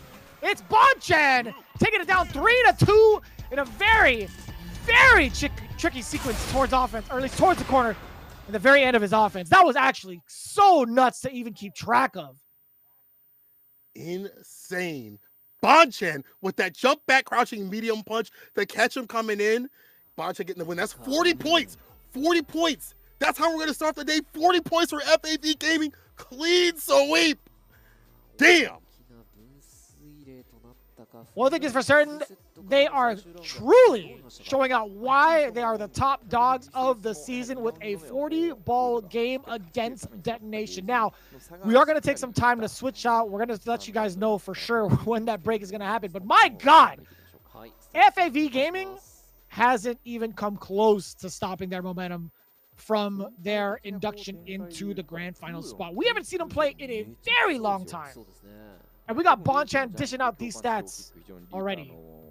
Pretty phenomenal, if you ask me. Pretty dang phenomenal. One of the big important things that we talk about, the anti-airs, 4 out of 5 in comparison to 0 out of 3. We see how significant of a role that would play out in terms of getting that offense going. But also, one of the big things that we talk about as well, the OD reversals. Not a lot from the side of Bonchan, but the 4 that he did let rip, only one of them actually landed. And of course, Bonchan, despite taking that much damage to the dome as a punish counter, it didn't necessarily lead to the victory that Fudo was looking for. Looking at the next stat, tech throws. Man, it's difficult. It's difficult to try to tech throws, man, against someone like Luke. 1 out of 8. We totally understand. Completely understandable. But the drive impacts as well, there was a moment, I think, the first time where we actually saw a checkmate guaranteed drive impact. And I think that's one of the big weaknesses as DJ, right? There are certain moments where he just cannot get himself out of a drive impact while in a burnout state, right? Mm-hmm. And even just in general, once you show that hand, it kind of reminds him like your character has this weakness. Like DJ does have that weakness of getting drive impact against some of his limbs. You have to be careful about what you choose, especially after they show that they're going to be able to utilize that, even if you're in burnout or not. Something to be reminded of in terms of the very few weaknesses that DJ has, but they're very prominent though. I like that checkmate scenarios in general here from Bonchan, understanding, hey, you ain't got no bar to play with, you ain't got no, we get unashy, and he's able to land the victory. But Bonchan, that jump back sequence with that crouching medium punch again, bro. I like how he set himself up for success. It's like, I know you want to dash up, get the momentum back. You're that type of player. You're not going to hold back a bit. You want to get that dash up backdoor, possibly, whatever it may be. But that crouching medium punch was set up beautifully from the side of Bonchan, and that lands their team 40 points of totality all across the board. Ryusei, Sako, and Bonchan taking down John Takuchi, Naomin, and Fudo, respectively, for our first set of matches. Things will be switched. FAV Gaming will be going on the away side, DetonatioN on the home side, so they have an advantage. But man, this is not the way you want to start out at all. Don't let the scores fool you, man. It could go the other way in the blink of a switch, really. Flip of a switch, really, I should say, because they're going to be switching up between away and home momentarily. We've seen the stats preseason, or sorry, during the first half of the season where FAV Gaming got 30-10 against DetonatioN FocusMe. The second encounter, they got 25-20. And then the final encounter, they managed to switch it up on them. So we'll see how it plays out once we get the home and away side switch. DetonatioN FocusMe, they got to figure out what the order is going to be against FAV Gaming to find their counter picks appropriately. FAV Gaming, they are big chillin', just as much as chillin' as you guys can be, tuning in to Street Fighter League Japan season number 6. There's been a ton of giveaways. Is that, yo, the WH-1000, yo, those headsets, the XM5s, are actually mad comfortable. That is actually my go-to headset for the airport, for any travel. The wireless noise canceling headphones, mad comfortable. If that's a giveaway, brother, that is actually super sick. I would love to be a part of that. I'm actually mad jealous. On top of getting the exclusive artwork in the t-shirt offered for Street Fighter League Japan as well. A really, really huge deal. Man, that's actually kind of sick. I'm impressed. Dang. You gotta fly out there and get some of that good stuff. But if you're out there, pick it up, into the giveaways. It's been a really great time seeing all the cool merchandise that I've been able to pick up, or many of us haven't been able to pick up because we're not land in Japan. But it's been cool to see this game expand out to other things in many fashions. You know, great t-shirts, great collaborations just in general. You've also seen the collaborations happen in the game. I'm not going to show that a little bit later on, but we do have the Street Fighter League little buttons that we have out there. And yo, by the way, let me get off this subject, because Third Strike and Street Fighter 6 will be at EVO Japan. That is so dope. I'm a big watcher, not player of Third Strike because I'm absolutely trash. But I love watching me some Third Strike, and I cannot wait to see it at EVO Japan. And I hope we get it at EVO itself this year. That would actually be the dream. But the fact that, you know, EVO Japan is hosting such a legendary title, you have to be there, right? Be sure, if you're planning to get out there, make sure all of your travel accommodations are made, because again, it's happening sooner than we know it. April 27th through the 29th. You do not want to miss. Legends go at it in the arena for EVO Japan 2024. I am absolutely ecstatic that I finally get to see Third Strike action in Japan in person at an official level. I've gone to plenty of different arcades. I've been to Hey Arcade. I've been to Mikado as well to play against like the locals in Third Strike, and man, it is so fun to get that interaction, and to see it at an official capacity would be even bigger. But also, speaking of big, we've had really big sponsors come through for the likes of Street Fighter League in multiple seasons and also multiple regions. Big shout outs to Clear, and hopefully sending a big batch to St. Cola, as I won't be able to use it as well, I think. I'm definitely gonna need them to send quite a bit, send over some cartons, because I have a lot to take care of. There's a lot to take care of. After this break, people, we're going to have more Street Fighter 6 coming right at you as we switch the sides, as we switch things off. Hey, don't go anywhere, because when we return, more Street Fighter 6 coming your way. なんと昨年9月にストリートファイター6とも記念すべき初コラボレーションを実施し、ゲーム内バトルハブにてコンテストイベントキノコ VS タケノコどっちが好き投票を開催いたしました。結果は 52.2% 対 47.8% でタケノコの里が勝利、皆様のおかげで拮抗した素晴らしい激闘が繰り広げられました。たくさんの投票誠にありがとうございました。また本グランドファイナル会場ではご来場の方々の座席にキノコの山またはタケノコの里をお配りしております。ぜひ試合の合間にお召し上がりください。お知らせは以上です。まもなく2巡目の試合となります。準備の間こちらをご覧ください。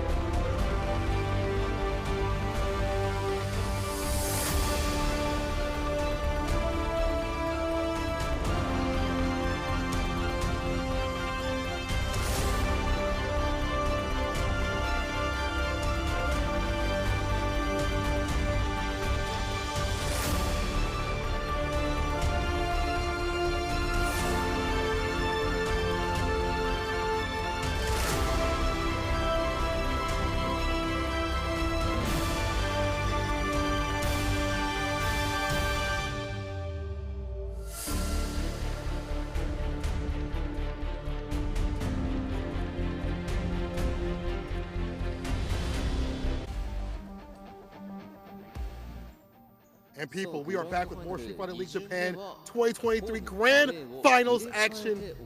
When we left, FAV Gaming was up 40 points. We'll see what happens now that things have been switched. They're going to be on the away side of things. We'll see how things get down. Yo, my name is St. Cole. I'm joined with Vicious. My G, what do you expect the order to be for FAV Gaming? So, production has done a fantastic job of keeping us posted, keeping us updated as to what the order is going to be. So I've had the privilege of being spoiled with that already.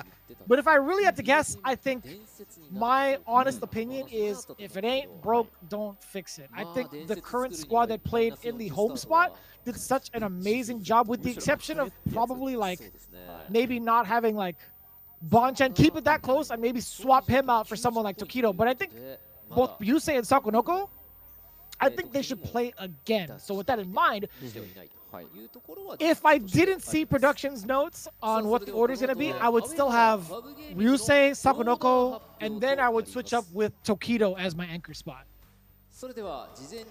I'm still with that. I don't mind Bonchen coming back up.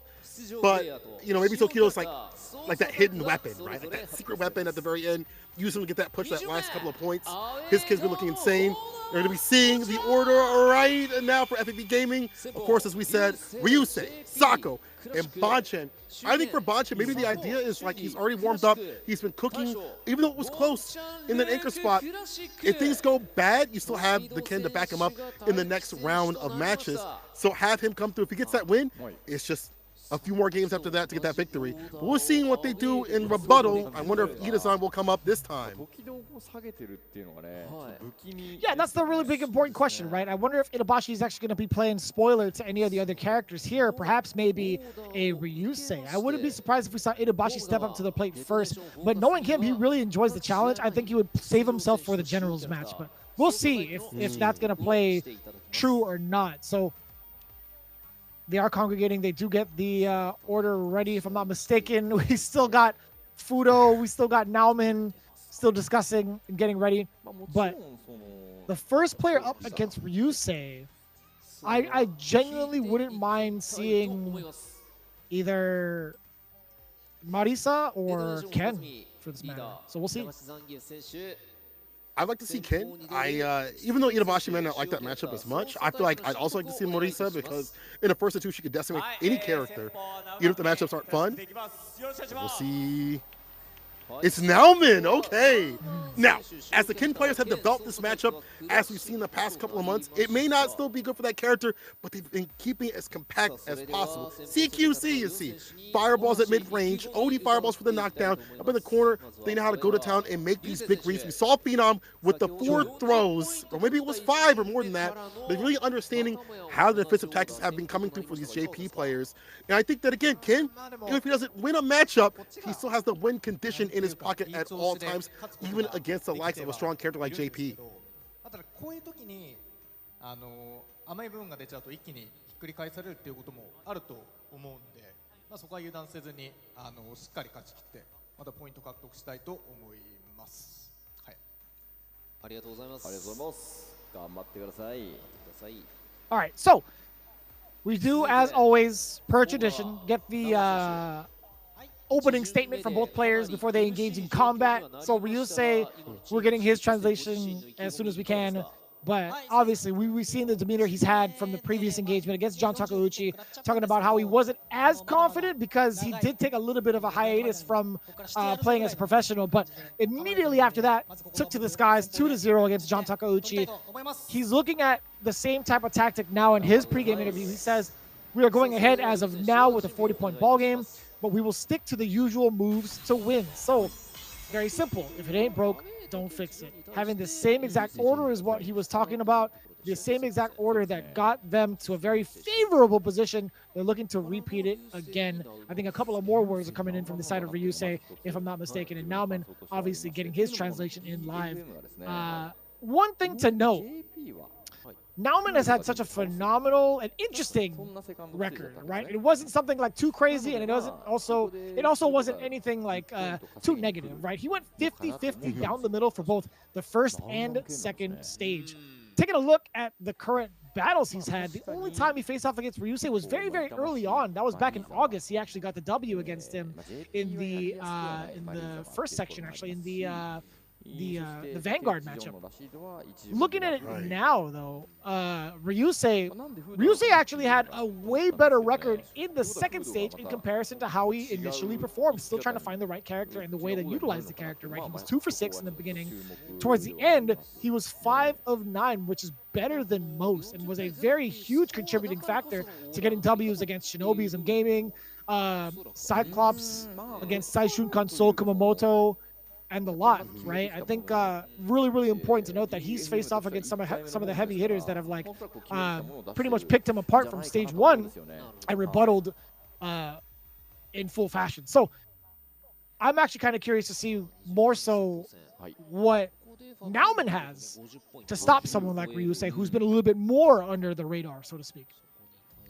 Yeah, I'm curious to see what's going to be happening between the two, because previously, as you mentioned, Ryusei, maybe not up to form just yet, didn't really understand how to run that JP, but now you can definitely see his own mark on that character now, how he's able to initiate with the quickness against characters that are willing to do so too, you know, what he's willing to open with, his corner pressure, his blowing up of their defensive options, and how he layers things on with departure. From Nauman's side of things, I'm curious to see if it's going to be the typical tactics of close range fireballs, watch out for their OD fireballs as a rebuttal, because they cut through and put you way back to full screen.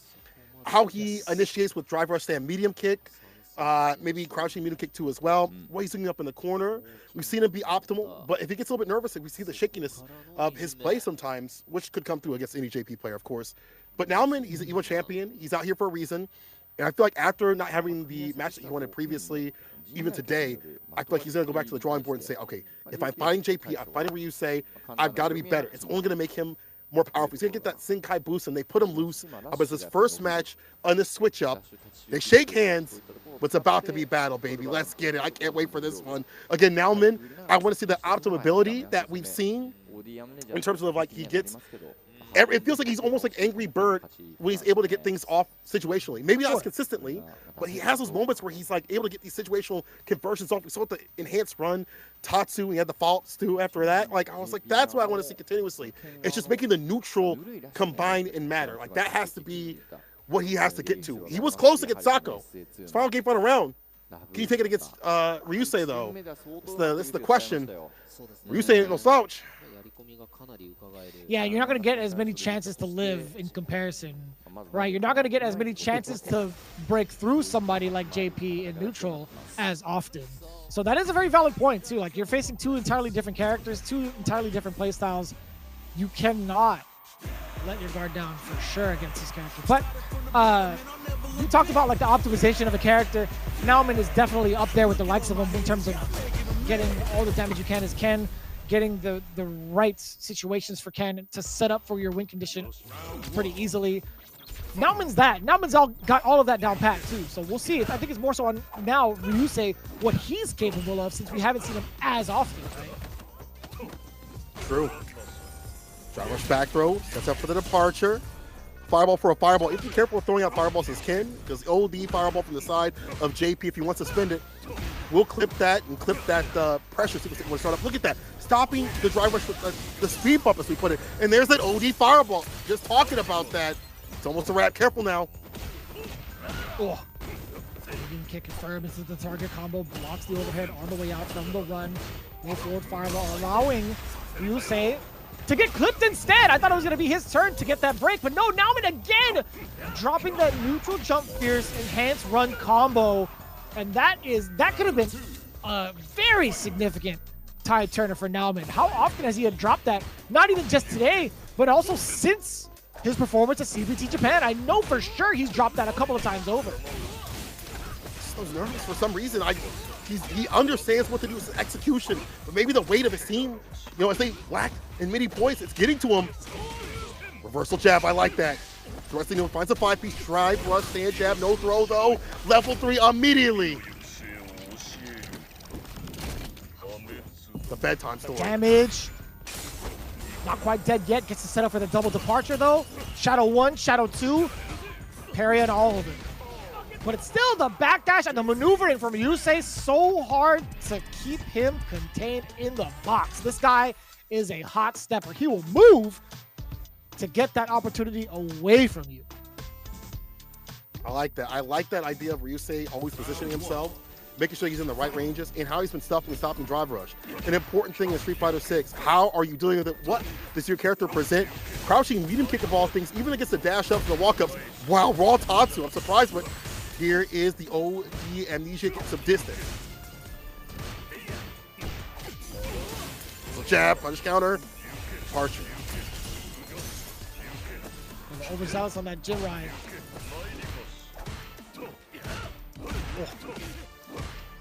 Not too big of a punish. Man, he is tap dancing on these toes. The low medium kick. Getting a lot of mileage out of that. Forward throw now. Gets the set up for another throw. It's going to be, man, so difficult to tell what Ken's going to do on offense. Gets the setup for the departure. Keeps Ken in place. And I love the check, too, against the drive gauge. A feint. And also, Ryusei throwing a couple of looks from his end with a feint. But it's Nauman. He had the impeccable defense, and now he gets all the reach on top of all this drive rush. Gets to throw again if he wants to, but he was out of the way. No. He was too far. No way level 2 sets you up for a W, does it? No shot. The walk-up throw. I can't believe it. Ryusei was looking at Death's Gate for just a little bit, and Nauman misplaced the throw. It wasn't a missed time. It was just completely out of range. Walk away from the light. Walk away from the light. Ryusei about to end this fight real soon right now. He's on set point once again. Be a clean sweep. You see the sweep here from the sweep. The crouching heavy kick gets a knockdown. The throw up in the corner. He tried to go for a cross-cut DP. It came out as a fireball. He still gets clipped. He gets hit. He's in block. The Ghastly goes to put through the most and puts him in burnout. Oh man, this is so bad. So Slash wakes up with buttons. Now I'm in burnout. He's got to get that level 3 off. The bar back and drive impact. Vicious. Whoa, you are so smart. Guess what? He still gets the drive impact if he wants to. He could probably force the level 3 out of Nauman if he wanted to, but no, knocking down below. I love the interruption. The big check against the drive rush overhead, and now lets the level 3 rip for the burnout. But can he get a side switch? Oh, calls out the amnesia. The level 1 is on the deck. Drive impact does not get the sweat. Not against the wall just yet. Ryusei still has defense. He finds the back throw. He has a lot of range to play with. Along this relationship, actually he initiates the sweep. Chin right plus range, bars back, but the back throw seals it.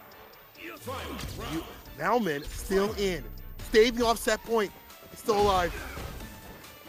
That was actually quite scary. I don't know if there was like a sequence where it was a full block string after that Dragon Lash, or at least in between the Dragon Lash, but that level 1 could have spelled death for Nauman. And speaking of, now it's going to be departure up above from Ryusei, block overhead. It's still going to be JP's turn. Look at the level 2 incoming.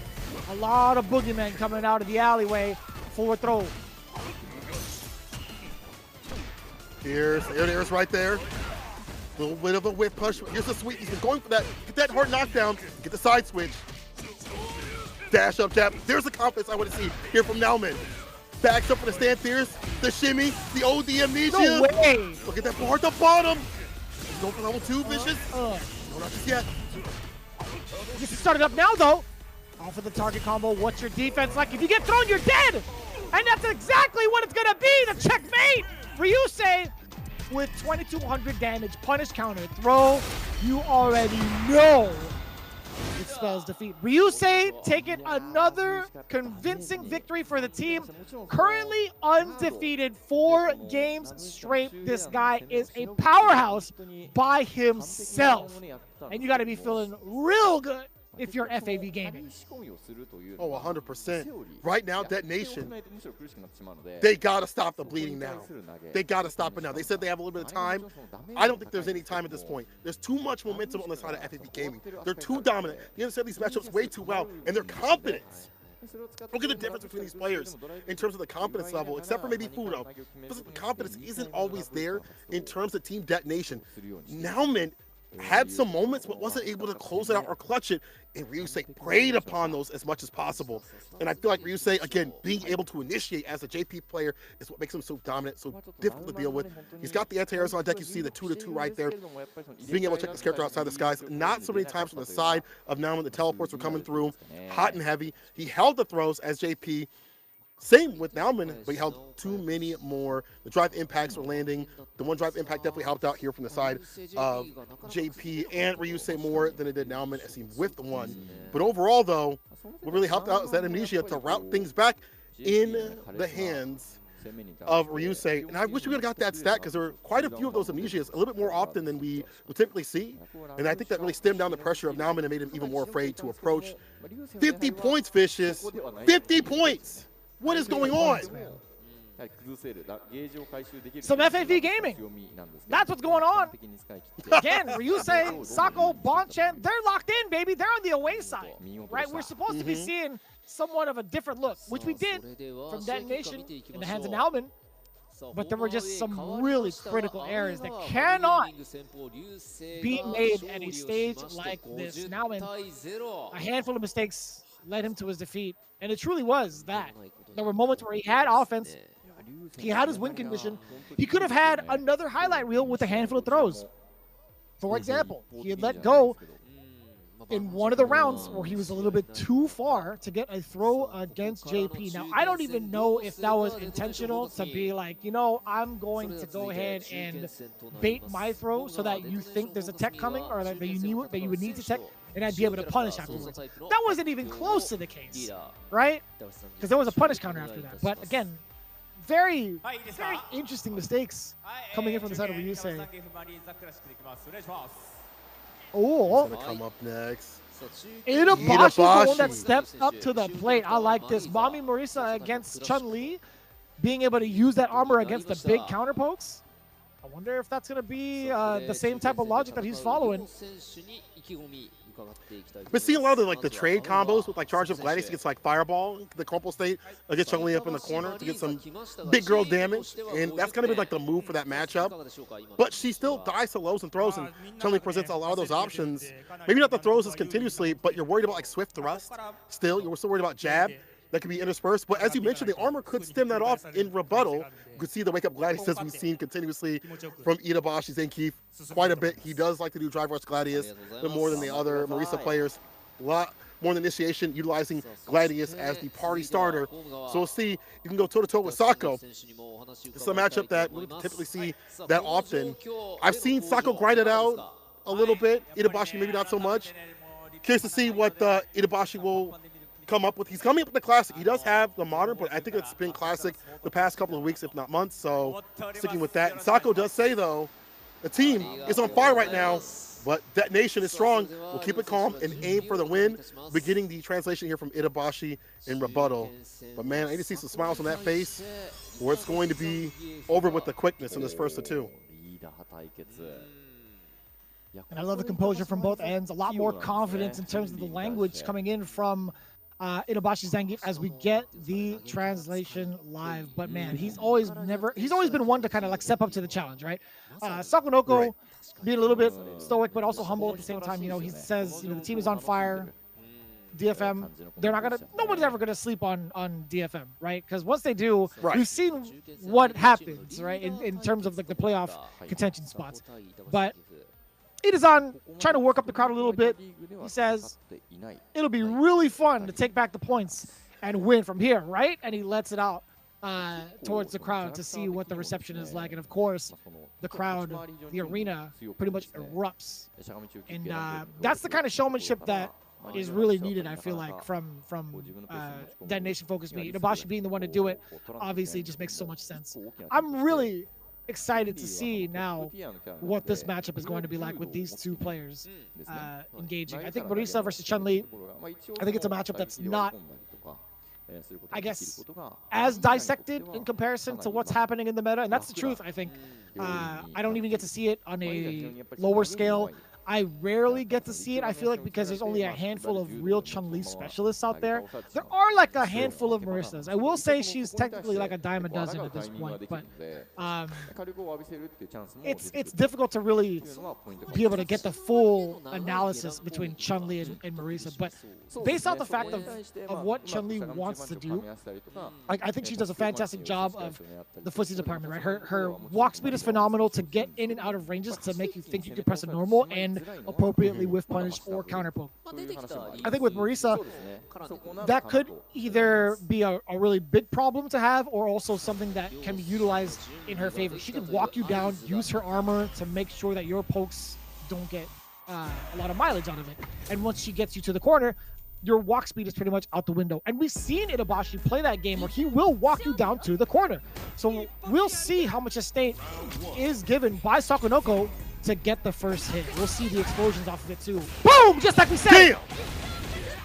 Superman punch immediately using that armor as you had said previously. And Sako's trying to strike right back. And again, the fireballs, let's think it's going to be problematic. She's got the Superwoman punch to cut through, and it lands in the damage in advance for this character. You have to be careful about that crumple state if it happens with the Gladius. So Sako going with the buttons instead. Knockdown, drive rush, trying to get the infold.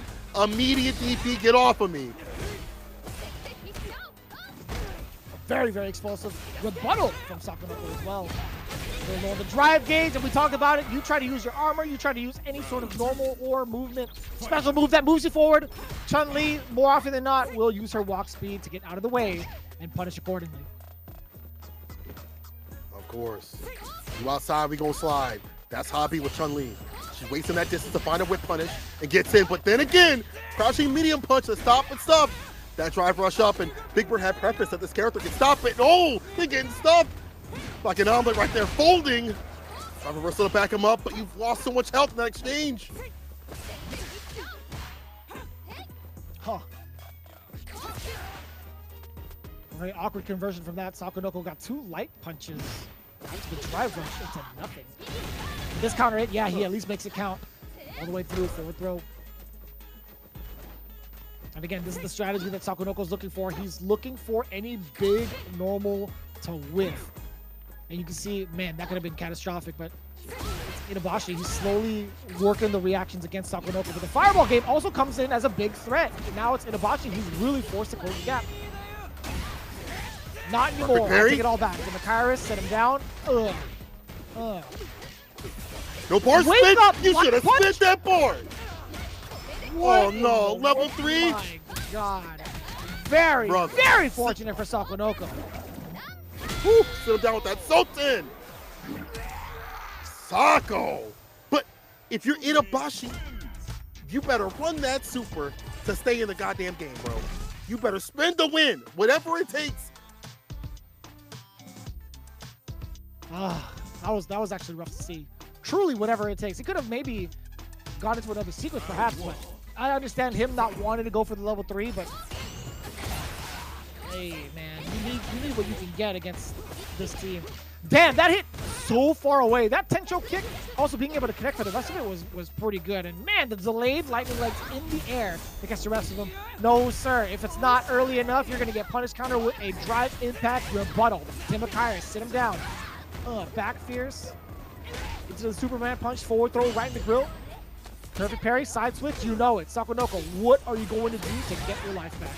Can't do that. Careful now, the armored. Yeah, armored options, as you prefaced before. Cut through some of these buttons. But that may mean that Sako, never mind, he's fine. Itabashi calling out these fireballs has been absolute work right here. Damn, the drive rush stuff with a crouching medium punch. How many crouching medium punches or drive rush buttons that stop lead into so much damage?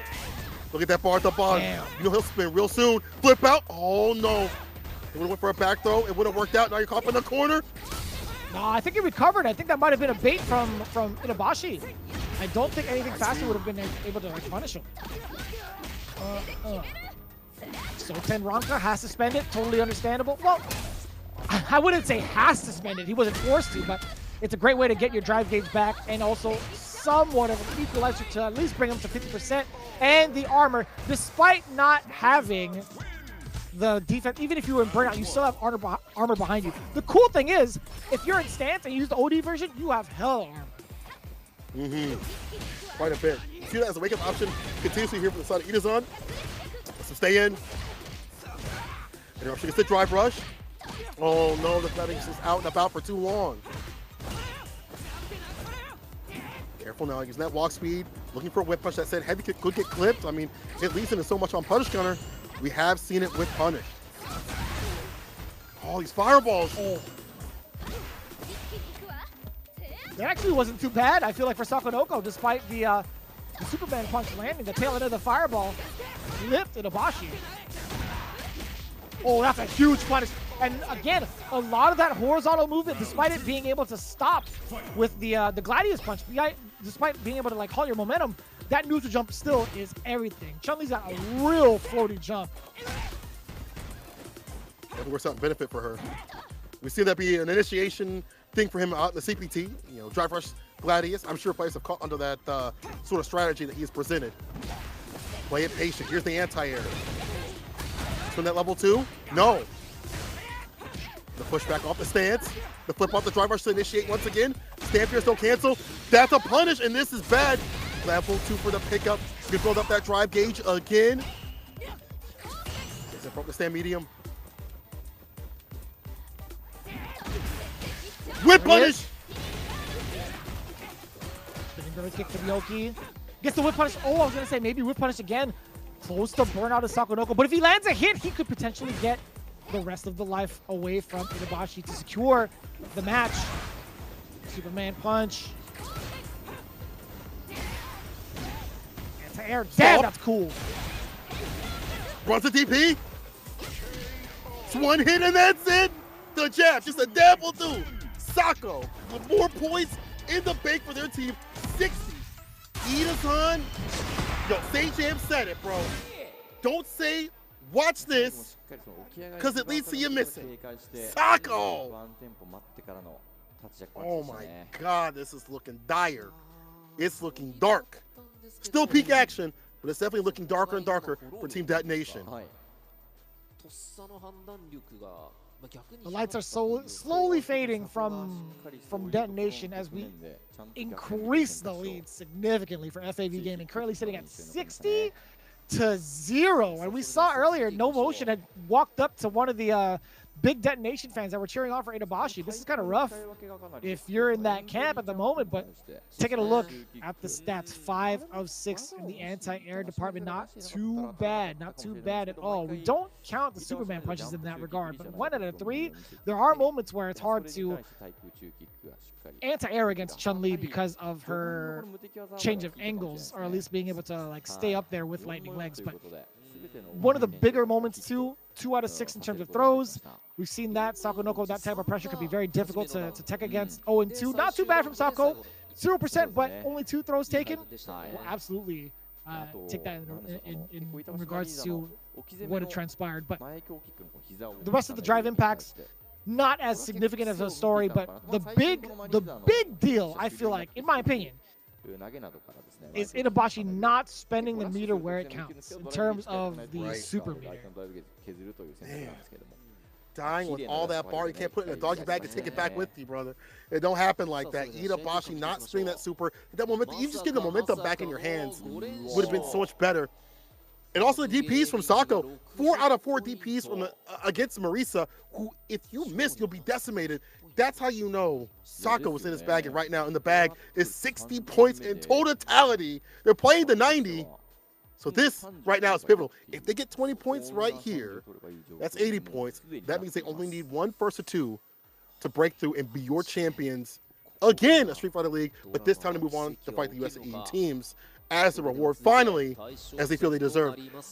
Detonation, try to stem it off with Ida-san. I think you got it. Man, I don't know who you send up now. This is difficult. Fudo. 100%. Yeah, it's going to be you 100% yeah. send Fudo in for the run back, because as the scores say between like Bonchan and Fudo, it was close. It was a very, very close 3-2. You 100% send Fudo back up for the run back, because he's already downloaded, dissected what needs to be done. That's a good point. You know, I was thinking maybe Takuchi, but the way that was close, you're definitely right in terms of just sending up somebody that maybe understands what they have to do and maybe make those slight adjustments. They probably talked about it during the break. But same with the side of Bonchan. There's moments where I'm sure he could have been like, I can tighten this up like this, or how I found the victory later on in that match, I'll do a lot earlier. You know, being able to set up for crouching medium punch, like I said, dash ups, have these space traps with the blessed God button that is crouching medium punch.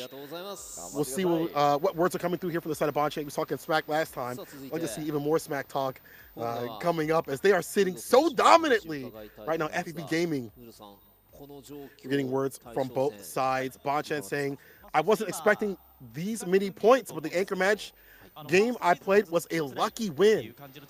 My man said a lucky win. Do you think it was luck, Fishes? Do you think it was luck that he won, or he really had that understanding and that strategy at the very end right there? I would say there was some significant powers at play that was out of Fudo's control, that was out of Fudo's hands. Right. I think there were certain moments where his spacing wasn't the proper spacing that he wanted to get some of the big finishes that he wanted against Bonchain. There was a lot of moments where he felt like Fudo was forced to spend a lot of his meter to get the W's in comparison to Luke. Those moments can end up being huge wins for you if we talk about the amount of meters spent. Like, it's not only just damage for DJ, but it's also the defensive aspect. There were certain moments in that last setup between Bonchain and Fudo where Fudo was starving for meter, right? There wasn't a single thing to help him outside of like outside of being burnout, right? Like, he had no drive meter to him, he had no super meter to him. I think there were like certain instances where like maybe Bonchain, in terms of like the luck factor, where he was like, you know what, there were certain moments where Fudo got like a punish counter, but he wasn't like close enough to get a punish or something, or maybe he tried to just cool and he was too far out and he got punished, which allowed Bonchain to do his thing, whatever it is that Luke wanted. But also I think it makes me think about the one instance that you highlighted where Bonchain had jumped back in reaction to like DJ's drive rush and just hit crouching medium punch anyway, and it clipped Fudo. I think that was one of the lucky moments that he might be talking about. So we'll see if that's actually going to be playing a spoiler to Fudo and the detonation camp. But I'd imagine, you know, he says he's confident. He said, this time I want to win without luck. Fudo, on the other hand, he said, I think this team needs only one win and will continue winning from that. He's talking about his, hopefully his team, right? Looking back, first stage was just like that. I start the fire here. He was talking about his own team. Great, that's all I wanted.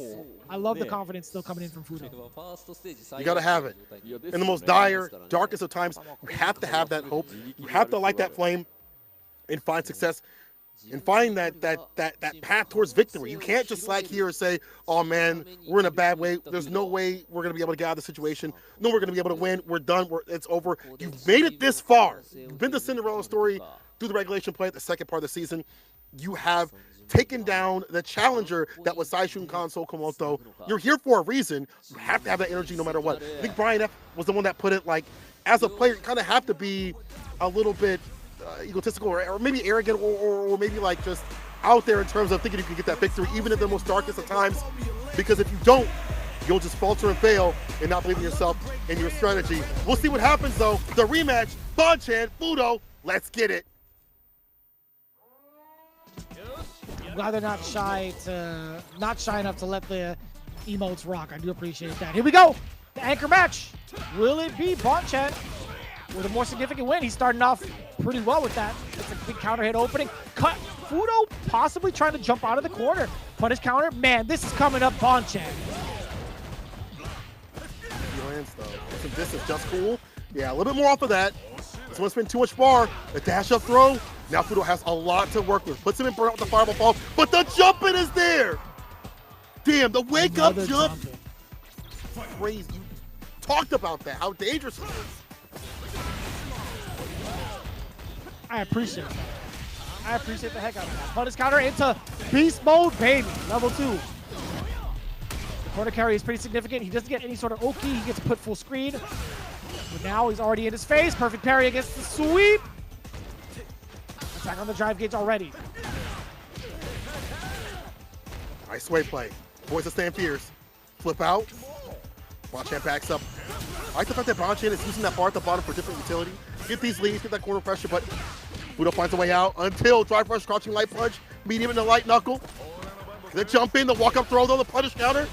Extra damage, baits out the OD reversal again, this time the win beside of Fudo. 3 bars to his name at the bottom right now.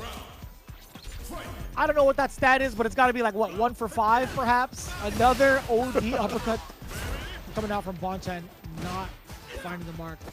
I totally understand it. We've seen Daigo pretty much get eliminated from CTC Japan using that exact tactic, right? But Bonchan is not going to be phased too much by it, I hope.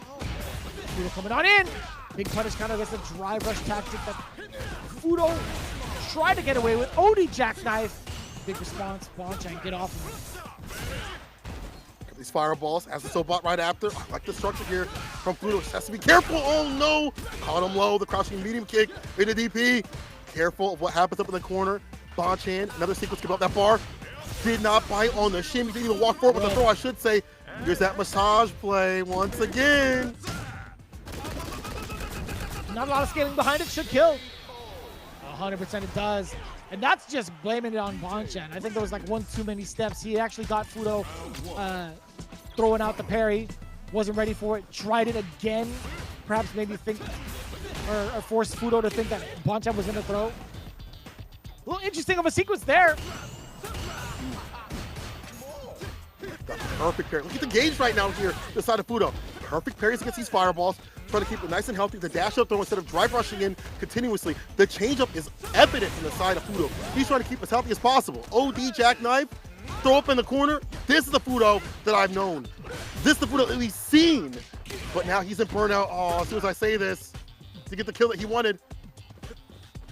Not too bad for Fudo, though. That walk back defensively was everything I feel like to recreate that space and get all of your gauge back. Now, Bonchan, obviously, he's going to check that in his sequencing with a low light kick. And now he's looking for it again. This is actually going to be huge. Level 1. No, he's not going to level 1. Saving it. I love the delayed uppercut. Oh, that cross cut. +2. Oh, that's plus a lot, actually. That's just plus enough for you to get a trade. Yeah, it is +2 because he let the crouching medium punch rip. That is a 6-framer. You saw it interact with the jab coming in from Luke. So he knew what he was supposed to do.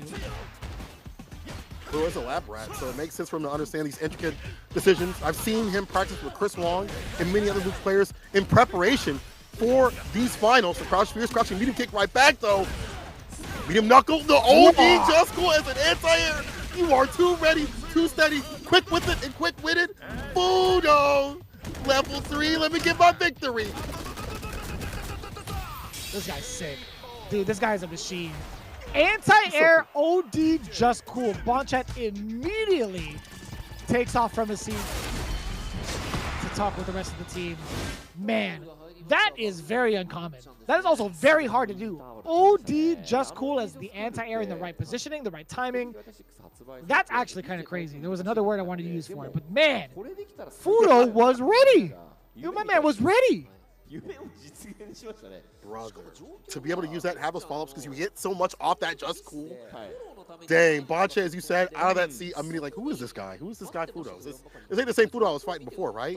It's the same guy? Like, what happened? Change up the glasses? But what the change-up was is keeping that drive gauge as healthy as possible. A lot more perfect parries, a lot more dash-ups instead of drive rushing up, and not maybe getting everything off that he wants with, like, drive rush jab or whatever. Really going for the drive rush usage when he has those conversions, those combos. That's what he's looking for more often than not, because we talked about it. DJ can dump out the damage, especially if you have that drive gauge behind it. But if you don't, it's still a lot, but it's not as much as you'd like to have. And you only put out in burnout. And then when he wasn't burnout, as he pointed out, he backed off. He recreated the space. He waited for himself to get back in business with the bar. You've seen the trade conversions. He's well labbed out in the matchup. Bonchan's got to do something different real soon, where that momentum is stemming away. They see the light. They see the door opening, the cracks of the door opening.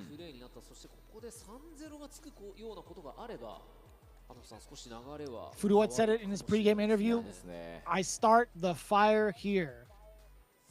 Can he make that prophecy come true? They are down a pretty significant number, 60-0, but this 20 could mean everything. Now, personally, I want to see it go the distance, obviously, because this is the grand finals that we've been waiting for so long, right? I want to know what Detonation is really all about when put under the fire. Definitely be the biggest part of a Cinderella story, right? Oh. Counter Sam medium punch starter. Bonchan with more initiation off these mediums, but there's that sway play again. As you pointed out, Making sure you maximize off the situations is ever so important. Cross-cut DP, the throw.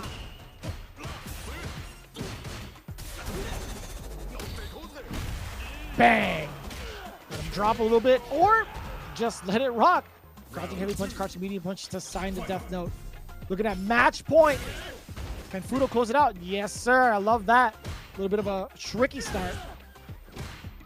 Again, it's so difficult to nail down what Fudo wants to do, and that's actually a very fortunate jump for Bonchan. Gets to spend a lot of the meter to get the Oki. The back! What in the world? The backdash at the reach. Whoa! Rebuttal backdash from Bonchan!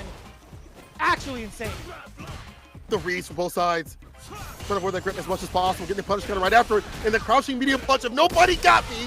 The God button got me. And we got more games. Hopefully, as he stays off set point and maybe gives us more. More aggression, more jumpers at this close range area. Stand jab started with the drive rush. Fudo spinning some bar, get the double dash up. Jab, jab, jab. Biking him up with a stand heavy kick, looking for a punish counter right after it. Defense into offense. Here's Bonchan with that level 3.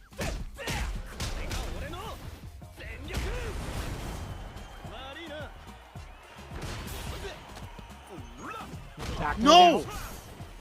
That's pretty huge for Fudo. And the corner towards it. At least that roundhouse. Sobot into level 3. Could spell death for Bonchan. Anti-air. Trying to guess. Driving back right back at the last frame. You are a ridiculous player to react at the very last second like that.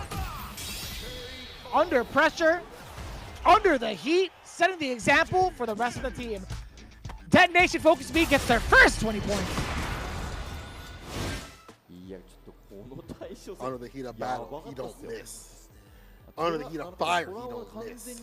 When they coming at him, he don't miss. Fudo finally scoring some points for his team is back to the Fudo that we've known him for. The variance, the shift up in terms of using that drive gauge. It seems like such a grazing thing, but meter management is ever so important up in this game. We barely ever saw him at burnout, and then even at the end, when he's spinning a lot of bar, he's doing so and making sure that he makes the most out of every opportunity. He turned up like volume, he didn't even really need to, I feel like, but he made sure that Bonchan, even after coming back, could not get any advantage, get anything off. We saw that level 3, but Fudo still had his foot on the pedal the entire time, and just having great situational awareness. The anti-air, as you pointed out, the OD just cool. Very hard to hit, but it's a great anti-air that leads to so much up in that corner. And Fudo able to land those things and land himself a massive victory. It is 20 points for people that may not seem like a lot, but this could be the march forward with momentum, right? It could be even more in store right here. Look at the anti-airs. 4 out of 6, but one of those hella pivotal in leading the victory here for Fudo. That was a problem before. We saw him get jumped in continuously. Jump heavy kick, jump fierce here from Luke continuously. This time he kept it airtight. In the DPs as well, 3 out of 3 Bonchan, and not so much. Not so much at all. You know, we've talked about that number a significant amount of times, right? But I think that was the one that we add on. Was it 1 out of 5 now? I think that's the proper amount. But the tech throws as well. Like, how often does DJ put you in the cooker after the forward throw in the corner? Pretty much every time, right? He doesn't let off the gas. He doesn't let off the grill. This guy will be cooking you with a multitude of throws. 7 to be exact in this set against Bonchan. And that's pretty significant to bring Detonation back to life. 20 points to their name. Fudo, again, he had mentioned it. I start the fire here. It's up to the rest of the team to start cooking. FAV Gaming still sitting on a pretty hefty 40-point lead with 60 to their name. It could potentially be the final set here in Grand Finals coming up after the switch.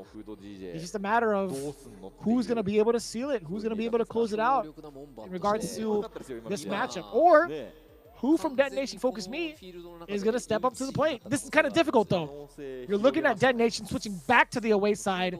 They're going to get counterpicked to no end, right? So FAV Gaming is going to be a very interesting decision to make And one of my lingering questions is, when is Tokido going to play? Right? I mean, like, we talked about that earlier when the lineup had happened. I said, you know, maybe switch out Bon-Chan for Tokido. Guess what? Ryusei and Sako, they got their W's. Bon-Chan wasn't able to find a single bit of success in that run back. So maybe we'll see a switch up. Hopefully now rather than later. Speaking of later, Capcom Cup, hey man, don't wait any later. February is right around the corner, and it's a week-long festivity, right, with the last chance qualifier happening as well on the weekend of the 17th. You don't want to miss it. It's going to be going on all the way through the 26th. Best believe myself and St. Cola will be there in full effect to break it down with the rest of the talented lineup. Now, personally, I'm going there regardless. Like, I live right next to Avalon. In fact, my brother lives in that neighborhood. I'm big chilling. Oh, nice. I'm going whether or not I get hired. St. Cola, I know for a fact, there's no way he's missing it. There's absolutely no way. You've been on way too many broadcasts for them to be like, nah, man, we're not using you. So, with that in mind, be sure to sign up February 16th through the 18th for the LCQ and plan your travel accordingly. Right? Take some of the time off if you can. Be a responsible adult. And hey, if you cannot make it, no problem. We will make sure that the live stream will be lit. If you guys want to join in, though, capcom.us/CupXReg. If we do so, people, we're going to take a quick break real soon. FAV Gaming still has the lead, but DetonatioN showing explosive signs of life. And again, I want to ask the question with you. Will Tokido show up to play the secret weapon of Tokido? Will he come through? We'll also be seeing a lot of players also at the Capcom Cup Last Chance Qualifier. I don't want to spoil anything, but I've been talking to a lot of dominant Japanese players. There might be some surprises out there with some surprising character picks as well. This is only one spot for that LCQ. Last Chance Qualifier will be some of the most fire action. Tune in. Also tune in for the group stages and Street Fighter League, US, EU, Japan face-off of the World Championship. People, we will see you after this break for more Street Fighter League Japan 2023 action. 日本で開催されるエボジャパンはその理念を受け継いだもう一つの世界大会となっております。昨年大熱狂を巻き起こした格闘ゲーム最大の祭典が2024年も開催決定いたしました。エボジャパン2024プレゼンティッドバイロートは最新作ストリートファイター6はもちろん格闘ゲームの歴史を作り上げてきたストリートファイター3サードストライクファイトフォーザフューチャー、こちらも採用されストリートファイターを愛する全てのプレイヤーが楽しめるイベントとなっております。エントリー応募はすでに開始されており、誰でもエントリーできますので、皆様ぜひご参加のほどよろしくお願いいたします。配信をご覧の皆さん、こんにちは、R でございます。ハメコです。我々はですね、今ストリートファイターリーグのグランドファイナルの直前に今、こちらの映像を撮らせていただいてるんですが、皆さんはですね、グランドファイナル盛り上がってる真っ最中かと思います。やばいことが起きてるはずですね。間違いなくやばいことが起きてるでしょう。そんな中ですね、この時間を使っていただいて、もしまだ高評価をしてないという方がいらっしゃいましたら、ぜひともですね、動画拡散のためにも高評価の方よろしくお願いいたします。はい、さらにですね、コメントの方も、あんまりね普段ね動画見て、コメントしないよという方もこの機会にぜひ1回でもいいので、コメントの方していただければですね、それが選手の力になりますので、ぜひともよろしくお願いいたします。はい、そして、X への応援ポストの方もよろしくお願いします。選手のトレンド入りを目指していただければと思います。よろしくお願いします。よろしくお願いします。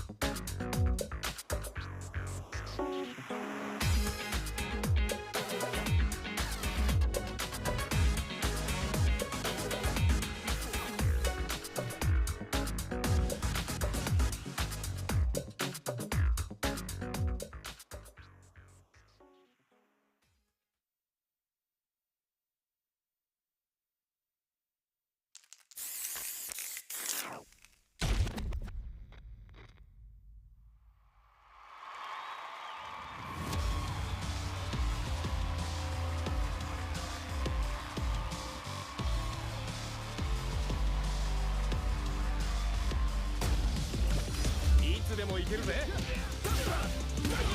い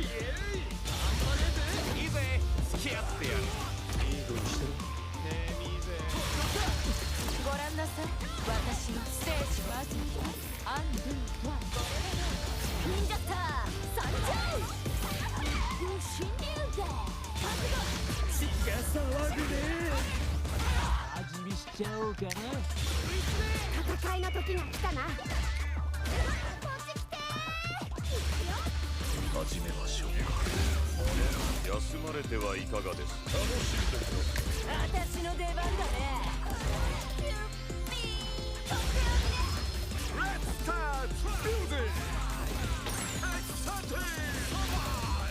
任務を遂行する。やる気はあるのか。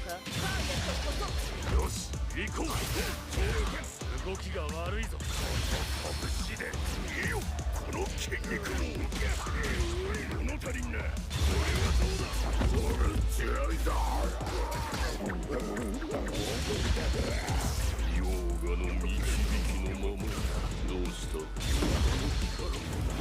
クンフーの力を見せるわよ。ケープつけてやるわ。ぶつかってこんかい。この守りを崩せるか。ルルズアイ。お、任せな。どうだよ。来いよ。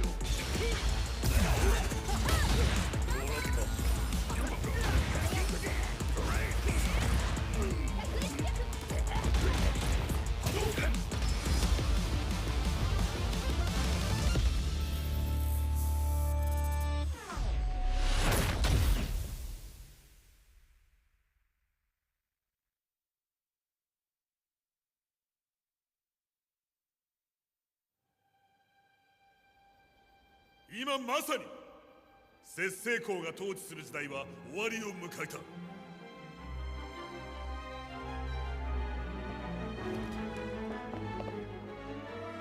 各将王様のご到来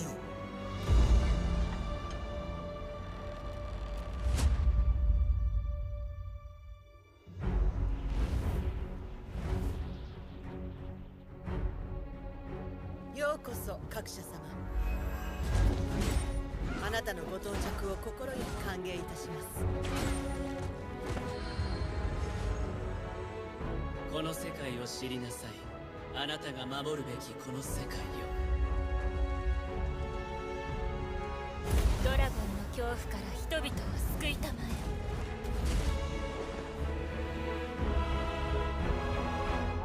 今をもって貴様は各社だ。さあ人よ、なすべきことをせよ。さあ来いよ。バレれば後で面倒なことになるのは目に見えてるわ。あなたは一体何を知りたいの。ご子息が節制公の座を継ぐことを誰も疑っていなかったあの日、各社出現の知らせが城に届いたのです。哀れなる各社よ、何故に戦う。各社様、運命を信じるのです。あなたは各社なのですから。貴様が進む道を我に示せ。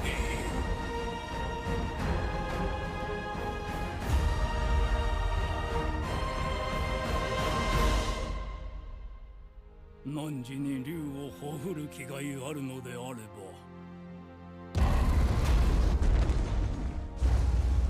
我が知識を授けよう。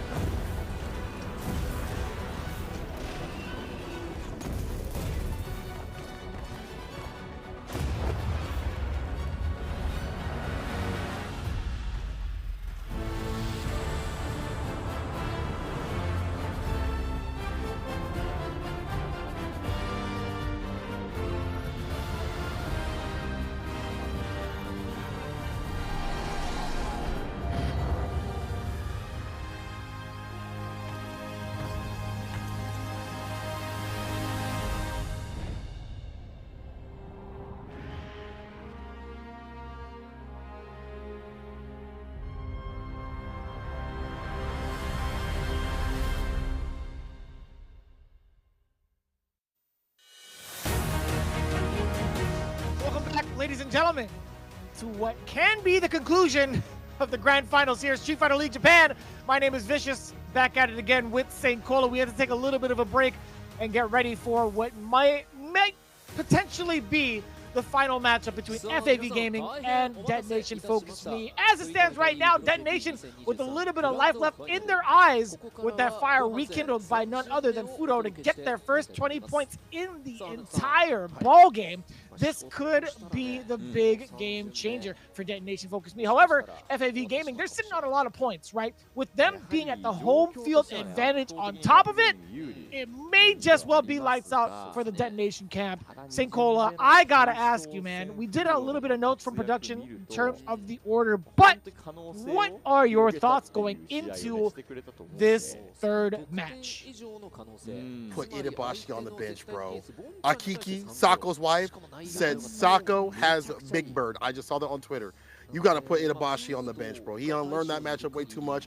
The Big Bird power was too buff, and I feel like he's got to be put on the bench anyway. I feel like you're looking for the strongest spread of characters. Rashid, Ken, DJ are definitely going to be the picks overall, and those players have been maybe not the strongest if you maybe discount Nauman, but I think you should have those three players and characters up overall. Those are the best options right now where you cannot lack a slack. Right now, I feel like you can't lose a single match, even though you probably could lose like the first of two. Can't lose the first of three, but I feel like you can't lose it all right now. You need all the momentum possible to ride to victory, because at this point, Furo has rekindled that fire. They got to keep that flame alight. So whoever comes up to fight has to be on duty, on par. That's a lot of weight if you really think about it. Your Street Fighter League Japan life hanging in the balance with this grand finals for every single fight coming up is on each and every one of these players from this point on, especially in that anchor match coming up a little bit later. But even these first twos, you do not want to go down any points at all and be the reason for the demise for the team at all. But as you mentioned, FAV Gaming sitting in the home position, they can deliberate and acclimate to what's going to happen. They can see the players and characters coming up and say, I want to fight that. They can go character to character or player to player and how they feel. And we'll have to see. These first twos have been very dangerous for these teams. Here's the order, Vicious. Just as we said. John Takeuchi, Nauman, and Furo is what's going to be established from the away team. Now, what's really cool about the current point spread is that we are guaranteed 3 battles regardless, right? We're still going to get the Vanguard, we're still going to get the middleman, and we're still going to get the captain. It really is a little bit easier, I feel like, for DetonatioN FocusMe to hang in there, really. Like FAV Gaming, despite them being on the home side, they could get the first counter picks going, right? They could get the first 2 and just be on their way, get their 20 points, but it doesn't necessarily spell defeat for DetonatioN if you play the math out correctly, right? It's not too difficult, right? Basic arithmetic is very essential.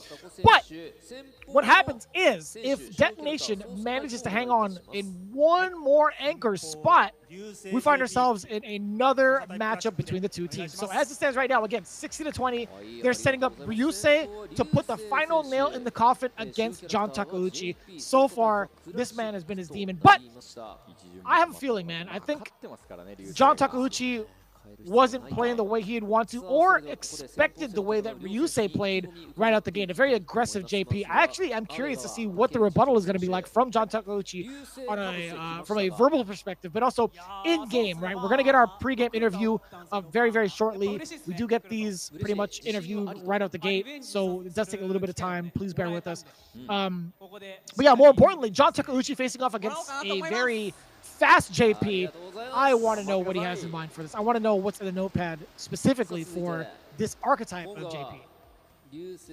Definitely want to see what's going to occur here in this rematch.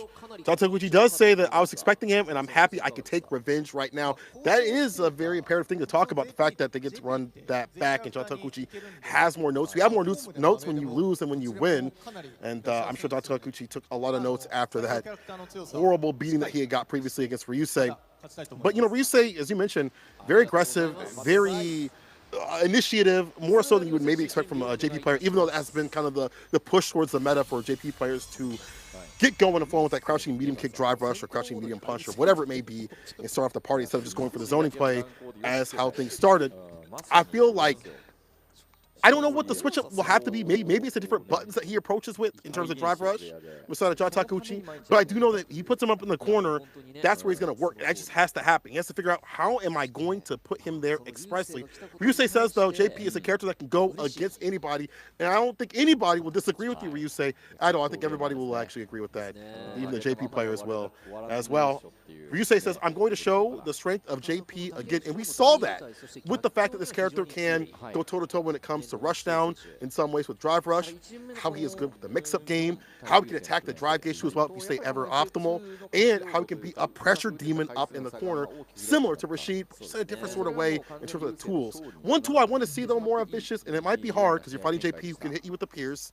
I guess that 9-frame setup of Yasar is a Yasar. I want to see level 2. I want to see what that's about. If he can get that off after like a knockdown or whatever it may be, finding those moments and also build up that bar to those moments. I want to see if that might be the equalizer. I mean, he's taken more damage in comparison to how much meter he's been able to build. I feel like he's been dead before he even had that moment to let out the Isar, to be honest with you. I want to see what he does to try to maybe like whiff punish Ryusei, because Ryusei's been very, very tricky in regards to like his responses on defense. He's done some really effective spacing traps, some really basic, like I would say like layer 2 type of strategies against John Takeuchi, and I guess that kind of threw him off because of the pacing of it all. But I really am curious to see what the next layer of offense is going to be like from Ryusei. One thing that does spell danger, we talked about the level 2s from the side of Rashid, is the level 2s from the side of Ryusei, right? We have seen that super more often than not. So I'm kind of curious to see what the situation is going to be like for John Takeuchi to play defense against it. I think Ryusei's done a fantastic job of letting these level 2s rip in moments of after a knockdown into a burnout or a block string from burnout. It really does depend on the situation. I want to see what John Takeuchi has in mind to, one, avoid those circumstances, and then two, if he happens to be in that circumstance, what the defensive options are going to be like, because it's so tricky. Like the last couple of times he's got clipped with the overhead, he's got clipped with the lows, he's got clipped with the grab. In fact, I think he lost his matchup with that and didn't grab the punish counter, right? So it really does depend on the circumstances here. Getting out of that situation before it happens is always going to be easier said than done. But I am kind of curious if John Takeuchi has the right mind to keep himself steady, to keep himself aware that Ryusei wants to diminish your drive gauge. What is going to be the strategy around that? You mentioned the point system and how, they can still survive after all this. But again, go back to that morale, man. The more and more that you lose, the pressure and reality starts to close in. You start having to climb a higher and higher mountain, and the other team just rides some momentum. John Takeuchi, I want to see you stop that right now. I want to see what buttons are at play besides maybe stand heavy kick some ranges. Maybe drive rush forward, heavy kick against crouching medium kick might work out. We'll have to see what John Takeuchi can do to get that revenge, or if Ryusei will show the power of JP. First match between these two, once again, after the reset. Oh, there it is, but too far out.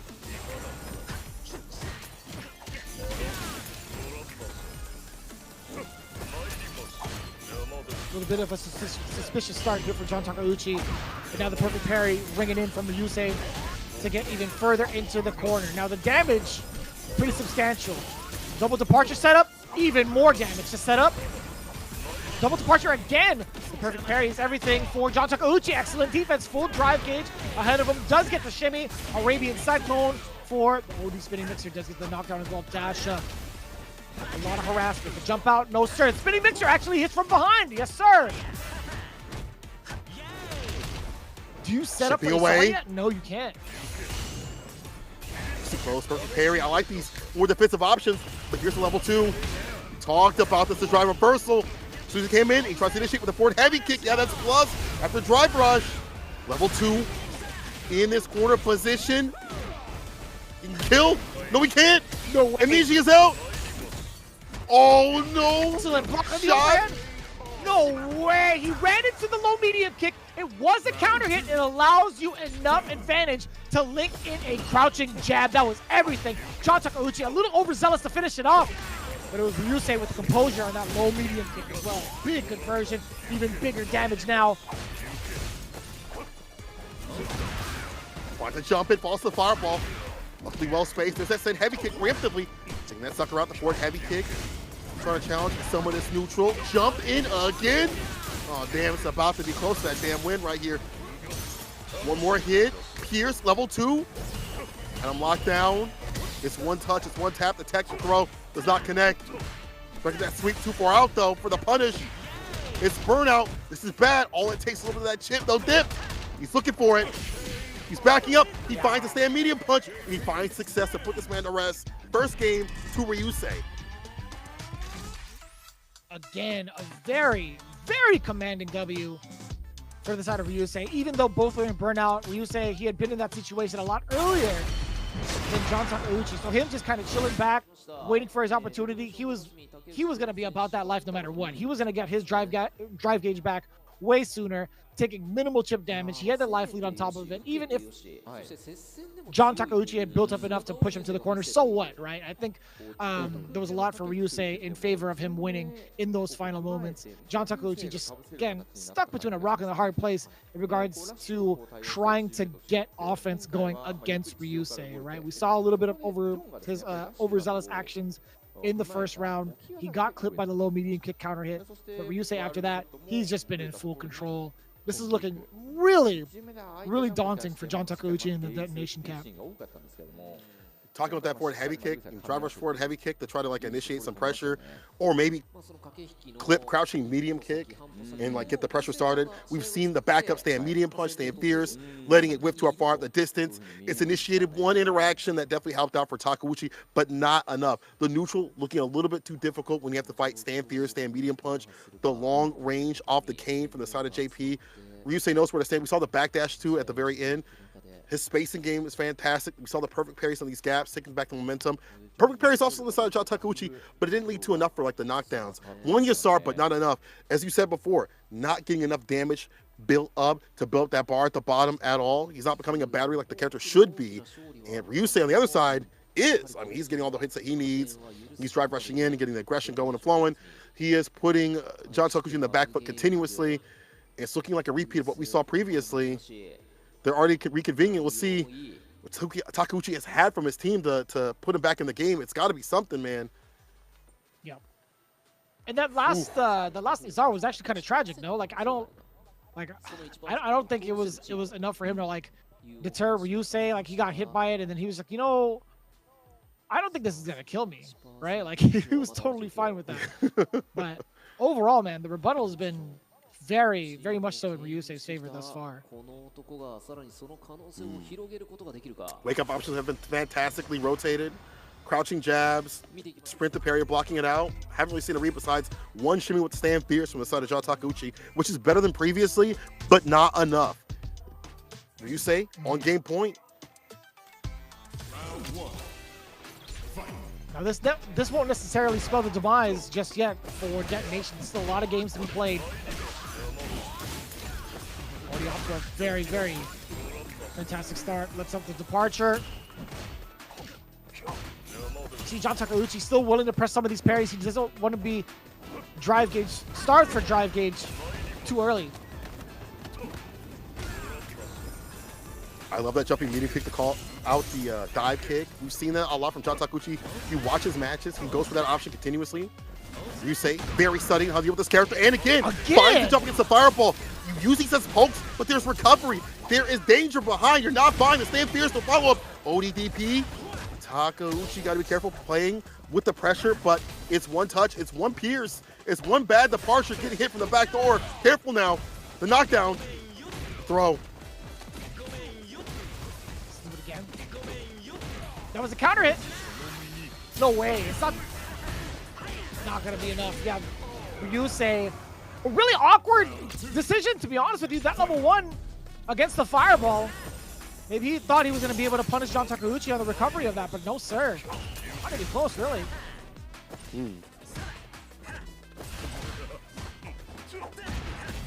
Watch the jump in against the stand fierce preemptively. Gets the knockdown. There's the Yasar. Take it far up from the corner. Yeah, I like that push, that walk up, make him stop parrying. Try to press the button, get hit with this eagle spike for some extra damage. Not a lot of damage though, you're caught up wherever she wants to work, and that's up on the corner. He initiates first with a drive rush slide punch. Knockdown again, frame, waits for the amnesia. It's not there, but there's the anti-air with the heavy mixer. Oh, man, he's in his bag right now. Did he fire a ball? Maybe Cyclone calls it out. Oh, the amnesia don't work out. Stand fierce for the finesse and plus. Game to game right now. Yes. I'm loving this. I'm loving this. This is the confidence that John Takeuchi needed. As long as he knows that he's able to make Ryusei bleed, he can slowly figure him out. And I think Ryusei, on the other end, he's looking real stressed.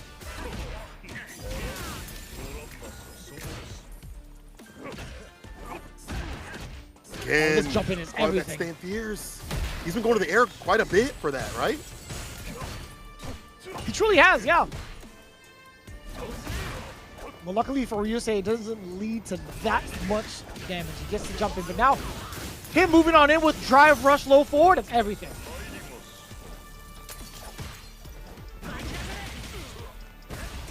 Perfectly spaced anti-air. Heavy mixer at that right range. These wake-up jabs, the 4-frame, has been real good for Ryusei. Stand fierce, no commitment with it. Finds to jump in again on his committal normals. Take him to the corner, the eagle spike, backs up, finds the Stand Fierce again, the win. The Stand Fierce has been finessing this man continuously. The walkbacks have been fantastic. John Takeuchi's a new man. Perfect parry. A full sequence into level 2. He's got to go for the mix, right? Unless he's looking to attack the drive gauge, which he is. The Shadow gets to do it again. That's actually huge. Level 2 on deck. Do you force it with a drive impact? No, you do not. Great pickup on the air-to-air. That second Shadow being able to juggle the overhead block against the other Shadow. Forward throw, excuse me, set up the departure, keep him in place. Whip what a whip punish! Beautiful. Wow. Really beautiful play from Ryusei, resetting the pace in his favor. The eyes are always open, man. Eyes are always open to teleport and had the departure to lock him down. Careful that Stand Fierce, at least a lot of that drive gauge. The anti-air is ready with the crouch fierce. More stable gameplay from the side of Ryusei. Plus, he actually got the jab counter hit right after. Perfect parry back though, yes sir. Here we go. Back up the ESR, there it is.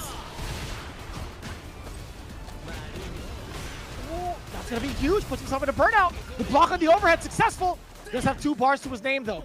John Takeuchi, can you force an awkward wall splat? Or even seal it from here. Arabian Cyclone knocks him down.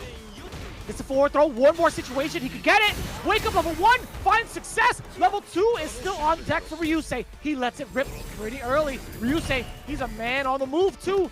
Not bad on defense. Lets up the departure.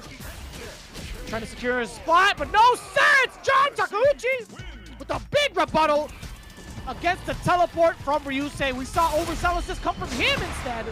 Losing his composure in the moments where it mattered the most. Man. The fire. A light's getting bigger and bigger.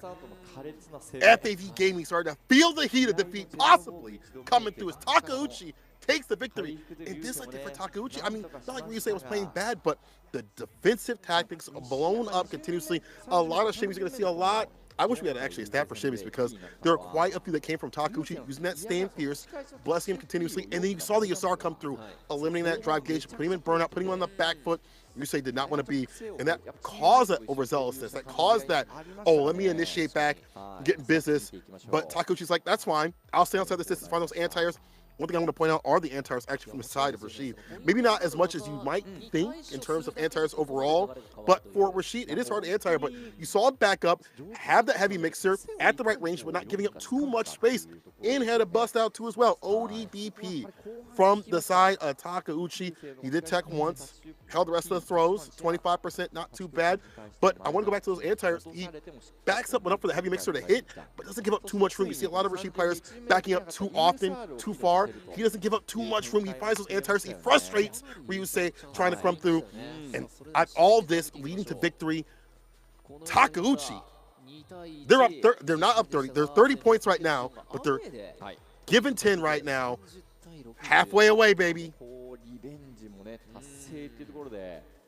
Yeah, it's going to be a really interesting bout going forward. We see the development of John Takeuchi finally figuring out what needs to be done. Now, I do like the a couple of jumps that came towards Ryusei at the very, very end where he wasn't able to kind of contest, and also in places where he thought he could try to counter poke and leave himself susceptible for punish counter. I think that's really important. But also, the implementation of grabs as Rashid is so important, right? You've seen how many misses that Ryusei had in terms of trying to tech these throws.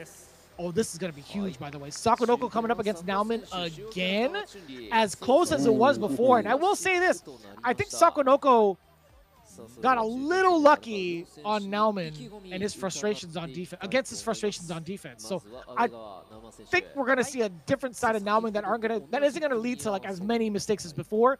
And one thing is for certain, I need to see this combo hit. I need to see a drive impact hit. I need to see this neutral jump fierce hit into the enhanced Tatsu and anything else to kind of finish it off. Damage, side switch, whatever it is. I know we tried to go for a frame kill the last time with like a stand fierce and try to like trick Sakonoko, but that stuff's not going to work out for you, I feel like, because Sakonoko, he's like, you know what, I'm just gonna like, I'm gonna just try to block most of the time, but we'll see, man. Nauman, he's been writing his thesis on this whole trying to get this really, really cool enhanced Tatsu combo for a long time. I would love to see the conclusion of it. I want to see it lead to his graduation. I want to see the in summary at the very end, Yes. but it might be his, and we'll see what happens here. You can clearly see his game plan. Like, I like the perfect parries against the fireballs, you know, more so than just like holding parry. They're trying to take the advantage back against Sako, trying to set up shop with these fireballs and walk behind him. I did like some of the defensive tactics that Nauman did. It's just, as you pointed out, Nauman breaking down when he was given the opportunity to deal out damage, but it was close. And I think, again, after seeing what happened and seeing Nauman slowly but surely get better and better and a little bit more acclimated to what to do in the pressure sequences and situations, I think this is his time to shine. Sako, however, he's an old cat out here. He's been playing these games for years upon years. Even if he takes a victory, he's going to say, listen, this was too close, too comfortable for Nauman in some sequences, in some areas. Maybe I got lucky, too lucky. I don't want it to happen like that. So I'm sure with Angry Bird also being there, maybe he got some practice during the break, or maybe went to go ask things to Angry Bird or talk to Tokido, whatever it may be, getting more tips against the likes of Nauman. It's still not going to be easier for Nauman. Even if he does clean it out, I think it's going to be still an even match. Nauman says, I just want to take revenge and win. I like that energy. However, Sako says, I need to stop them here and finish off with Bonchan, and will be our end of Street Fighter League 2023. So it looks like we're going to have Bonchan right after this. Where is Tokido? What? Don't say that, Sako. Don't spoil me. Where the hell is Tokido? That's true. Yeah, that's actually a big spoiler. I don't know if he's trying to be like too honest? Question mark. I don't know if that's actually going to come true or not. Like, does that mean the FAV is going to be sending out Bonchan once again? Where is Tokido? We literally have not seen that man play once. Are we saving him for the actual nationals? You know what I'm saying? Like, what is actually happening? This is it right here, baby. This is like to get yourself into Capcom Cup if you're not making it in the singles department. But a lot of faith in Bonchan, as stated from Sakonoko.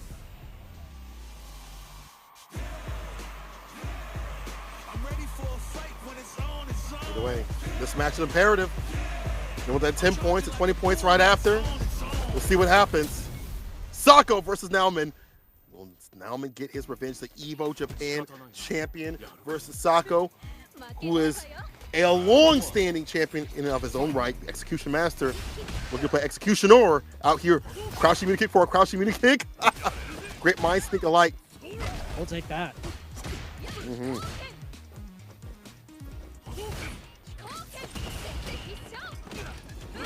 Oh, what a trick. Man, what a blow up too against the low. Forward throw. Sakonoko not really able to contest the drive rush, just settles for the parry. The fireball's coming out now. The forward throw again from Sakonoko. Gets Nauman off guard. What an interruption. I think that might have been a fireball startup from Sakonoko, just stuffing it outright. Fierce in the face, and that's a great time to let that rip. But no, he dropped his combo. That is completely unorthodox from the side of Sakonoko. Well, don't finish here from the side of Nauman. Oh, it's no! One touch, but brother, you should have spent the level 2. You have the toe tap. You should put Jin Ryan's in your name.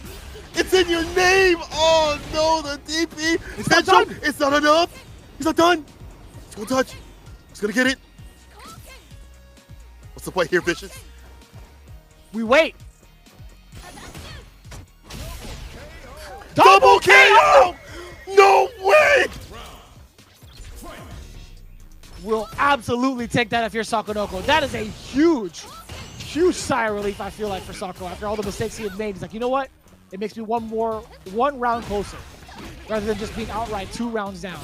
Or sorry, 1 round down, excuse me. Overhead does find the connection. Gets to extend for even more damage, and also, damn! The corner carry is phenomenal. Yo, the tag, the jab connects. That was and sick. The side switch. Brother, that is godlike. Tech God. But no, Jinrai, you can't let him fly. He's got the drive impact, and that's going to be a wrap. There's bar on the bottom, nothing spin. Sako, as you said, will definitely take that double KO because that led him to victory. I mean, that's strong stuff here from now on, but why let that Jinrai fly if man's got the drive impact? Damn. No.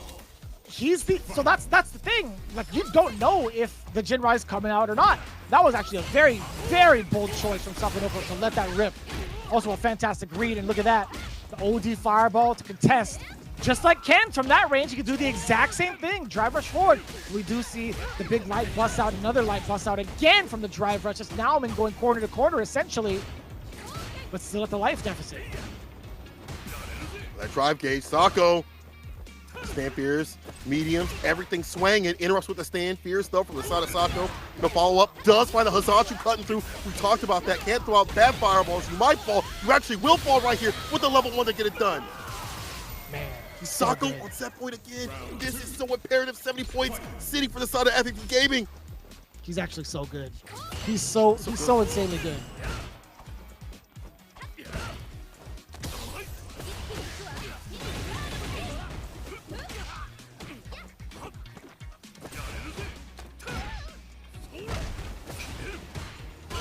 Forward. The perfect parry is there, especially after that situation. And Sakonoko just looks like he's in complete control. Perfect parry. And I like that punish counter. Double drive impact to attack the drive gauge. This man knows his priorities. He's not trying to mess around. He's like, you know what? I've been around the block for a couple of years now. I know what I want. Getting back though by getting aggressive. It's disgusting. The drive gauge. Perfect parry again. Get that drive impact situation. Didn't get it this time, but Sako saying don't throw out a bad fireball. I swear to God, throw out a bad fireball. I've built this level 3. It might be my victory, or close to it at least. Now I'm eating a fireball right there. Crushing meaning kick. That's about to be the Sultan. OD. Legs. The Sultan to sit him down. Sakonoko. The executioner. The strongest spear out here. 70 points. FAD Gaming, no revenge happening. He's laid down the groundwork for success, and he leaves it to the hands of Bonchan. As he had predicted a little earlier in his pregame interview, he said, we need to stop him here and finish off with Bonchan to end off our season of Street Fighter League 2023. This man truly is the strongest spear. Verbally, he's got all the confidence as well, but on the sticks, the execution, God, by far the best in the business when it comes to execution. Sakonoko, you are a maniac for that. That's actually very, very impressive to see him do it at that age. Let's take a look at the stats one more time. Not too much in terms of the statistics, right? The air game is not going to be as prevalent. We didn't see Sakonoko really take to the skies, but also, to be fair, one of the matches were cut short with that double KO, right? 2 out of 2, 1 out of 1. Totally fair with the anti-airs. But looking at the tech throws, right? 25% to 33. It could spell a lot of danger if Nauman was able to increase that number, was able to get some of these throws in. But I will say from Sakonoko's behalf, he's done a fantastic job on defense to prevent that from happening. And also, I guess, technically on offense, right? His neutral game was phenomenal against Nauman. Whether he would throw out some of the big drive impacts against the Jinrai, throw out some of the fireballs. Let's actually talk about neutral. Him actually throwing out OD fireball to contest against Ken Fire Fireball was phenomenal. But also the footwork that he laid down, too. Being able to be a nuisance with Fireball is such a big problem and gets you a little bit antsy. Once that moment happens, Sako, he still has clarity, right? He's still going to be like, you know, I could have my footwork be the bane of your existence as well, on top of these Fireballs. And he did just that. I think his placement, where he was on the screen, was just overall such an intimidating factor in that matchup. Now been not able to come to grips against it. Oh my God, this could be it. So 70 points on the side of FAV Gaming. If this anchor match ends in the favor of FAV Gaming, that's 20 points. That's 90 points in total. And guess what we're playing towards? 90 points. They did say Bonchan. Sako did say Bonchan previously. Will it be Bonchan? It is Bonchan. He's sitting down, the true executioner. Papa Bonchan. Brother, it might go down to this. This might be over. He said, me? They're focusing on him. Did we confirm it? Did we actually confirm it? You know what? I thought he was sitting down. My mistake. They were focusing on him. I thought it was going to be Bonchan. It is going to be Bonchan. I'm glad he's a man of honor. He's a man of his word. It would have been rather funny if Tokido, like in Super Turbo, at the very last second, just like raging demons Luke. And he's like, get out of here. He raging demons Bonchan. He's like, get out of here. I'm actually the final boss. That would be kind of sick, right?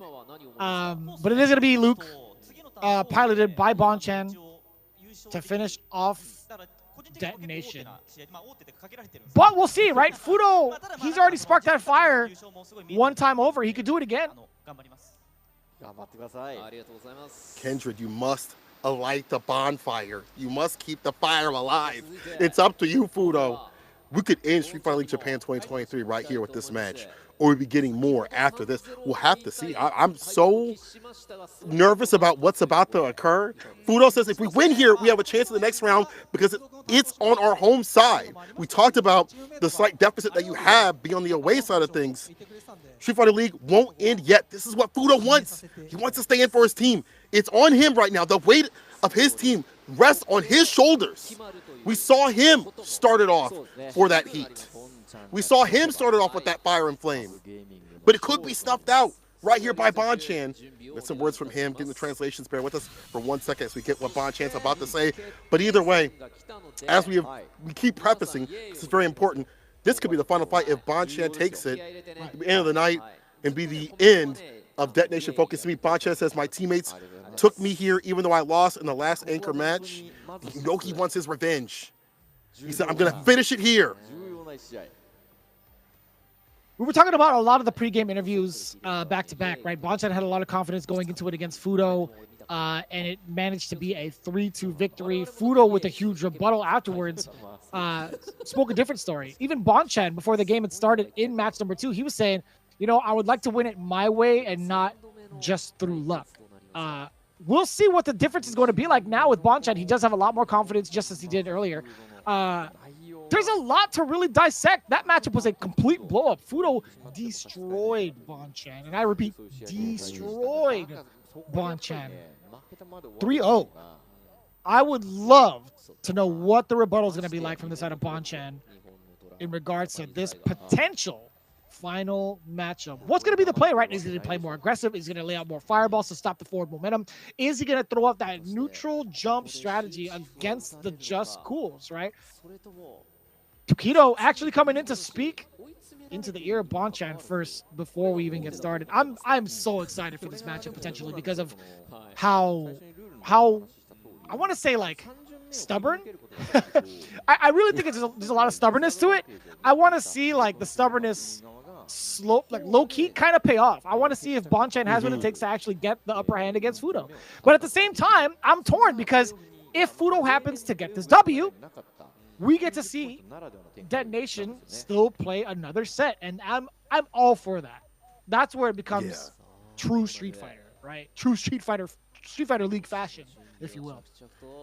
More games. I want more games. People want more games, but I'm with you. I'm torn because I want to see Bonchan rise to the occasion. There was a time when we saw, Bonchan fight Yamaguchi and be ready to stuff and stop at certain ranges. The drive rush of DJ. He would stay outside certain ranges, smash that bust, crouching medium punch.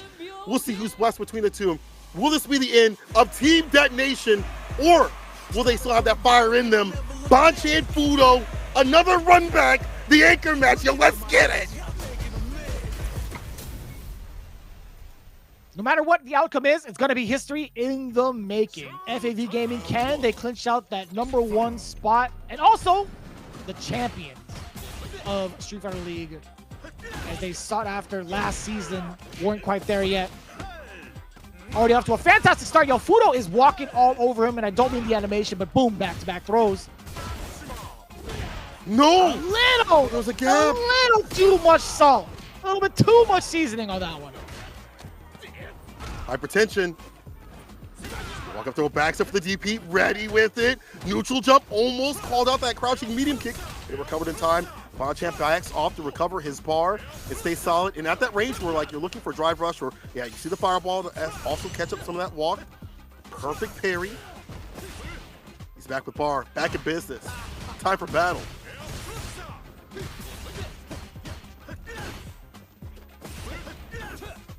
Oh, that could have been a huge whiff punish. I don't know if Crouching Fierce would have hit. Back throw off of the drive rush just for the positioning.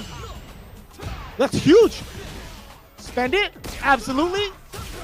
No way he had enough damage. What am I saying? It's Luke. That was actually perfect for Bonchan. And even if that fireball didn't kill, he still had a heavy uppercut behind it. Counter hit, nothing of it though. Back roundhouse, time to guess. Fudo, a lot of straight hits. Very similar to the very first round, but not a big payout. There's at least one. Jackknife to anti-air, the tech throw. Now throwing out the air slashes to keep Bonchan in place. He's not going to take too much damage to the drive gauge though. Instead, he finds the opening off of the crouch jab. Jab fireball.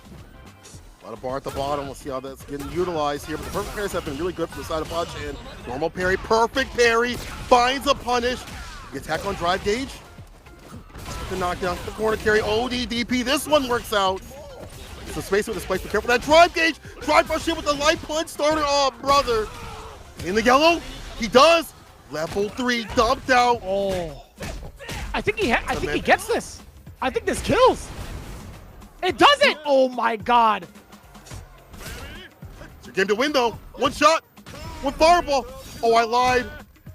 But still, after the weighted beta decimate, Bonchan takes the first game. So patient too. That could have spelled disaster. If he did crouching medium punch into like a fireball, if he did crouching medium punch into the tackle, he might have died. Mm-hmm. Little betting on that. Didn't work out.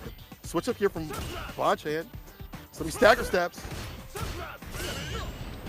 Perfect parries as well. The defense and the offense has been fantastic. I mean, even Big Bird pointed out how advanced Japan is when it comes to perfect parry up in this game. And look at this perfect parry again. It's a blue kind of thing. I know Lou is just upset all the way over in the US. Jesus. And I love the toll that he forced Fudo to pay, in exchange for getting out of the corner. That OD uppercut has made him really, really bleed on the way out.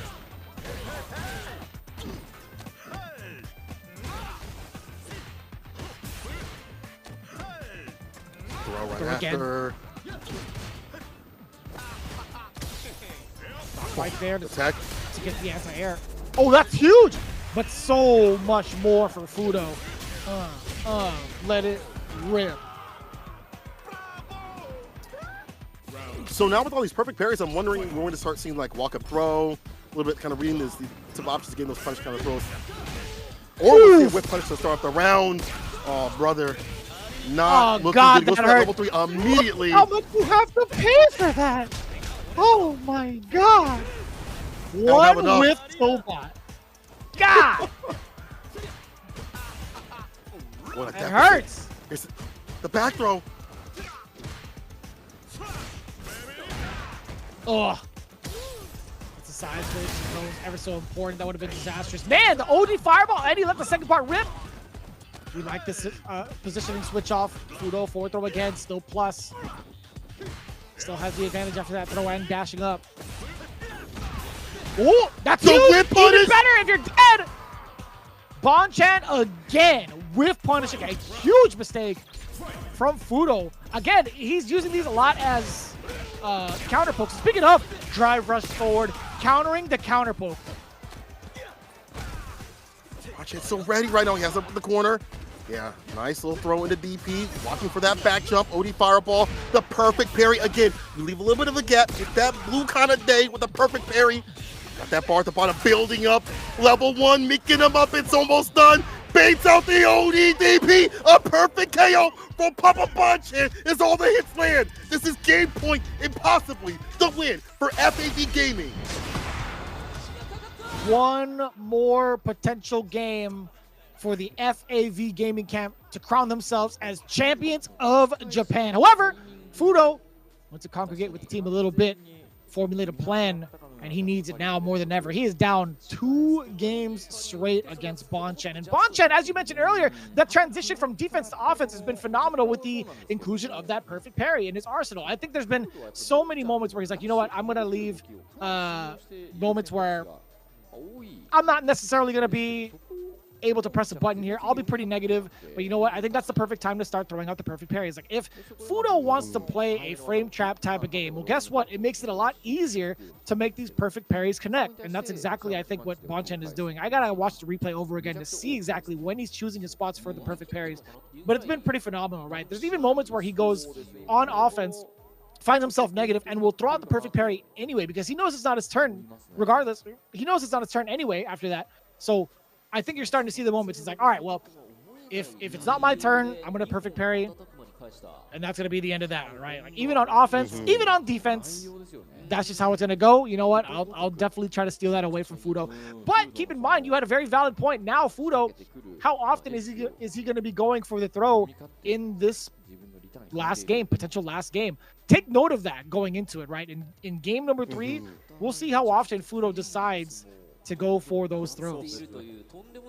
Yeah, it's going to be really pivotal. Get that punish counter damage. You stop the defensive option being such a continuous threat. They're going to have to rotate something different. That's honestly something I'd see a lot more, I would think, against Fudo. I mean, he's really the one that likes to do perfect parries with his pressure, like in his template. It's from the opposite now.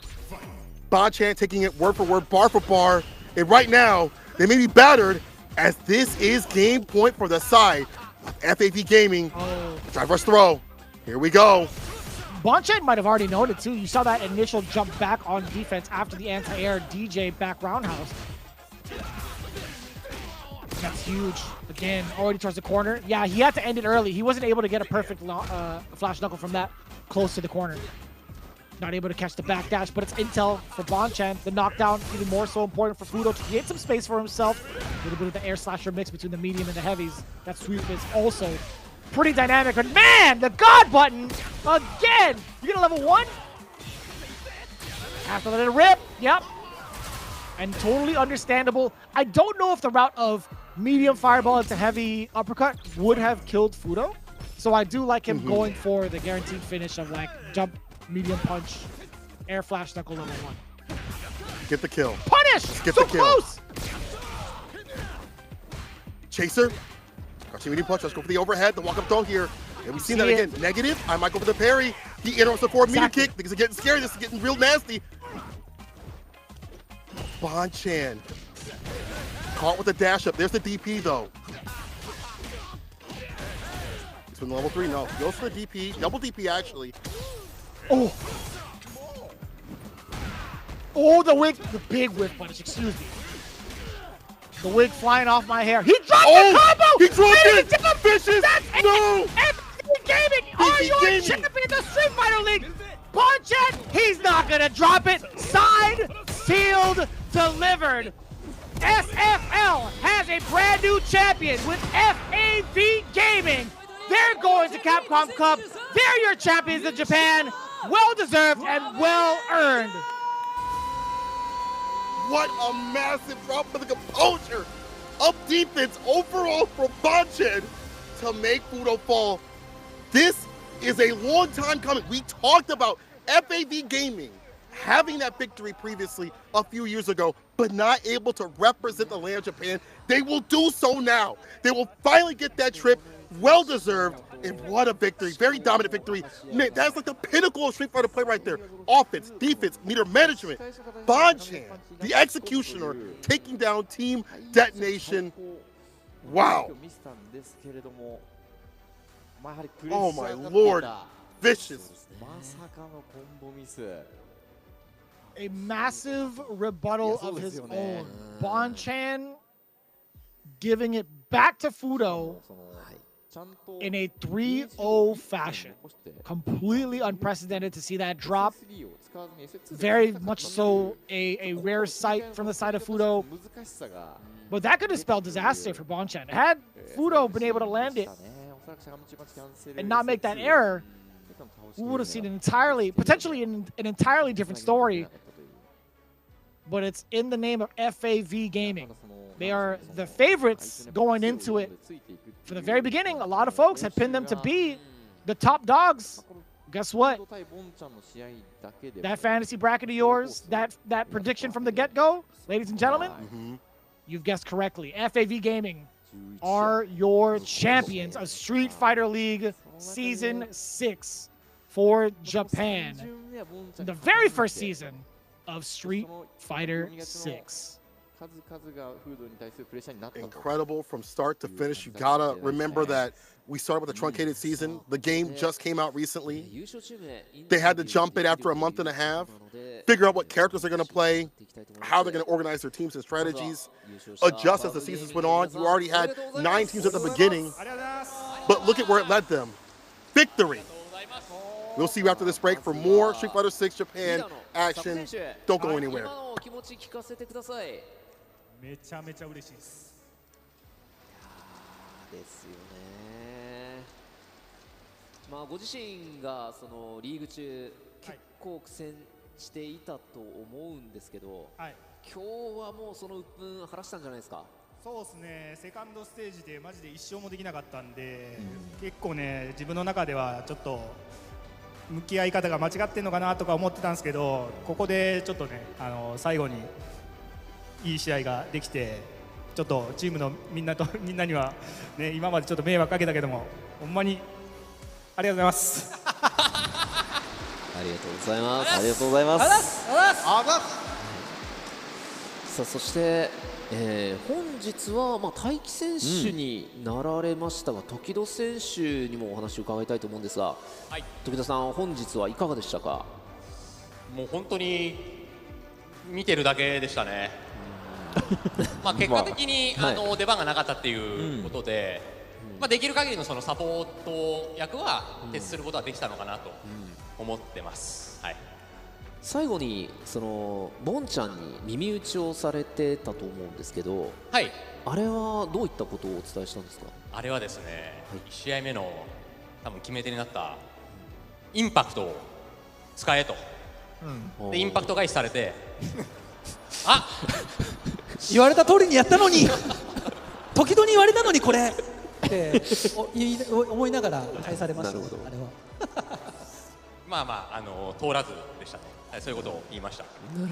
ただ今回思ったのが、2年前にSFL で僕ら優勝させてもらった時に、印象的だったのがポンちゃんが終わった後で、涙交じりに、本当は自分の仕事だったはずなのに、なんか最後は時々に託さざるを得なかったから、次はやったるぞみたいなことを言ってて、そうですね。で、去年惜しくもそういう舞台というか、プレーオフで散ってしまったんで、で今年、2年越しになんか満を持してそういう伏線というかストーリーを回収して、格ゲーよく言われるのが、何か決意して頑張っても1年ぐらいじゃやっぱ結果出ないなっていうのはよく言われてて、その2年越しにボンちゃんの涙が本当に報われて、僕は逆にあそこでフードに行くって今回言えなかったんで、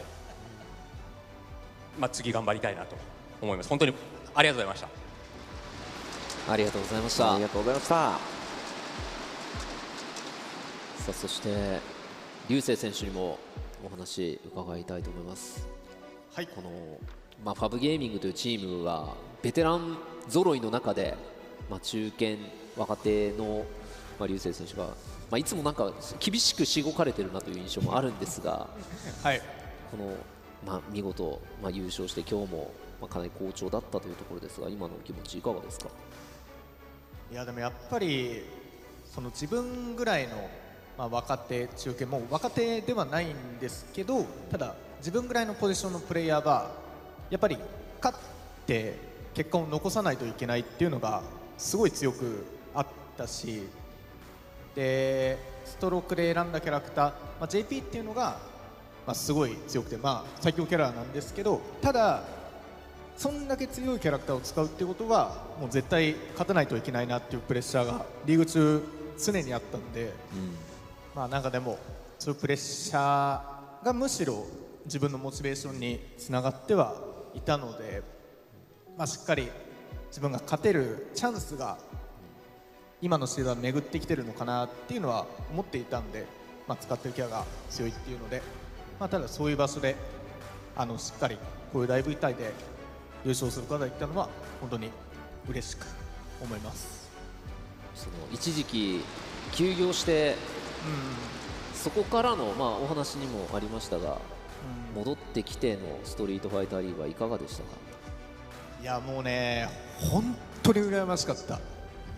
もうなんか1年間リーグ出てる人を見てるだけっていうのがすごい辛くて、でもたらればの話にはなってしまうんですけど、自分が出たらもう本当に死に物狂いでやり込んで活躍してる人たちにも絶対勝てるって思いながらその試合をいつも僕は見ていたんですけど、でもそういうのが口だけにならずしっかり行動としてすごいモチベーション高くゲームに打ち込むことができたんで、ただ1年休業して視野が広がって、いろんなプロゲーマーの在り方っていうのを考えられたっていうのはすごいプラスにもなったんで、いい経験できたなとは思ってますね。改めておめでとうございます。ありがとうございます。そして立役者ともなりましたボンちゃんにもお話伺いたいと思いますが、ボンさん、今年のストリートファイターリーグかなり過酷だったと思うんですけど、どうでしたか？いやでも楽しかったですね。スト6が始まってまだ半年ちょっとですけど、やっぱ始めたてのゲームっていうのもあって日々発見が多すぎる状況なんですよね。で毎日練習するとかね、そういうすごい日練習するっていうのは、別に当たり前のことで、それをなんか楽しんでやれるっていうのは本当ありがたいことで、今回はきつかった思いよりもやっぱ楽しい思いが圧倒的に多かったですね。自分が勝ててたのはもちろんあるんですけど、さっき時々言ってたように2年前優勝はしたんですけど、悔しい情けないなっていう感情がやっぱり強かったんで、優勝させてもらった感がどうしても強かったんでね、今年は優勝させたぞって言えるくらいの活躍は一応現状できたんで、今回のこの結果に関してはもうできすぎかなっていう感じですね。ただこれ勝つと日本代表としてワールドのね、世界の勝ち上がったチームと対戦できるんで、日本代表になったからにはもう絶対世界一にならなきゃいけないんでね、その使命を今勝ったことでうちらはね背負ったんで、ちゃんと世界大会でも優勝して日本最強と言えるように頑張りたいと思います。本当にお見事でした。おめでとうございます。おめでとうございます。そして、最後に、こちらリーダーの佐古選手からですね、リーグ中長かった期間中たくさんの応援してくださったファンの皆様、今日もね会場にいらっしゃったり、ウェブで見てくださってたりすると思うんですが、そういった、ファブゲーミングを応援し続けた皆様に向けてのコメントを伺ってもよろしいですか？そうですね、みんな大好き、ありがとう。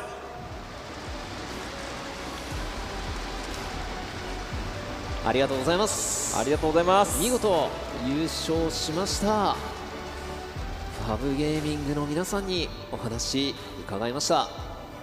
さあこの後は表彰式とさせていただきます。その準備が整うまで今しばらくお待ちください。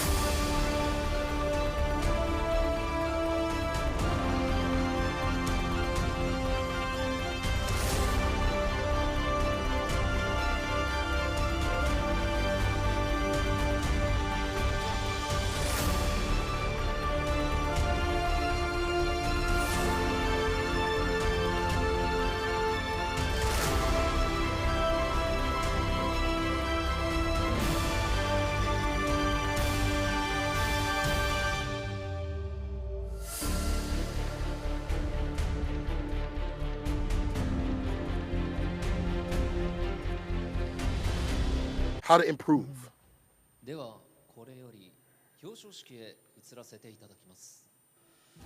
We are getting the ceremony part of the league up and ready with Aru and Hameko doing an amazing job on both presentation and commentary throughout the season as well. Shout out to No Motion also being a huge part of the event as we congratulate Detonation FocusMe for their phenomenal journey up until this point. Second place, still a very, very immaculate showing from a group that I feel like took a little bit of a while to mesh together, right? Individually, they're all powerhouses, but as a unit, they started to come together really towards the end of the season, especially in the second stage. 2 million yen is awarded to this team, and it's still pretty damn good if you ask me. Oh yeah, definitely made some good bank coming out here playing some Street Fighter, and I do think that this is going to be a good sign for them, leading on to like the single play if they choose to go out to the LCQ. This, like them individually, you can see their strengths. They should definitely stand proud. They are strong. They are seen as strong. If we do get anything in the future, I want to see this team really rise to the occasion again because of the fact that we haven't seen them come through in a long time. I mean, it's been years upon years. Usually Detonation sits at the bottom, and they are usually out of contention like 3/4 into the season. But this season, though, it clicked. And I think that's something they can take with them and hold their heads high because of how well they've done, how strong they've been as a unit individually, and they're really on the precipice of being able to break through that barrier. So they should feel very proud of what they've accomplished. Without a doubt. I'm sure they do feel some sort of satisfaction, at least being able to prove their worth this far into the game. Or I guess this far on this stage with this much time into the game, to be precise, right? And Inabashi, obviously, he's a showman, but also a professional player first. Obviously, he's going to be really sad that they couldn't win. And talking about that big comeback, we've reiterated this statement numerous times over. St. Cola and myself have been talking about the big comeback they made in the first stage, and Inabashi had harked on that during his interview as well. And there's something so special about the caravans, the hosting parties that some of these caravans have held for their respective teams, I should say, to show their support. That is such a phenomenal force to keep you playing. You know what I'm saying? Like, not a lot of players even get that type of support, let alone entire groups of people from entire regions all watching at like set dates and the same locations to watch you play and support you. That is a phenomenal experience. I never thought would be possible from an FGC perspective, right? Like, there's no, like, if you were to tell me this as a kid coming into Third Strike, that groups of people would consistently start showing up and like rooting you on like this in this kind of format, I would have been like, man, you crazy.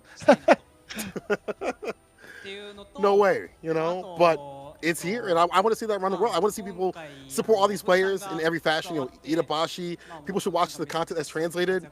Go to their streams, give them the love and support from anywhere around the world. I want to see that support everywhere for these players. They definitely deserve it. Speaking of Itabashi, he said, "I'm really sad we couldn't win. We can't forget the dramatic comeback from the first stage, as he pointed out. It's all thanks to the fans, as he pointed out once again. Naomi says it was a great experience having to play a new game and having to stand in the grand finals.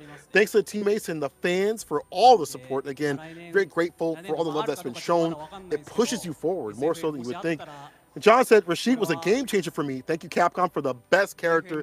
And it's kind of wild how a character can change things for you, right? Like to put you in the game, having your spirit animal, as Justin has said continuously, it lets you really focus up. He said, "I wasn't able to help Fudo, but I have regret with that. But I feel like he shouldn't regret too much. He played fantastically throughout the league.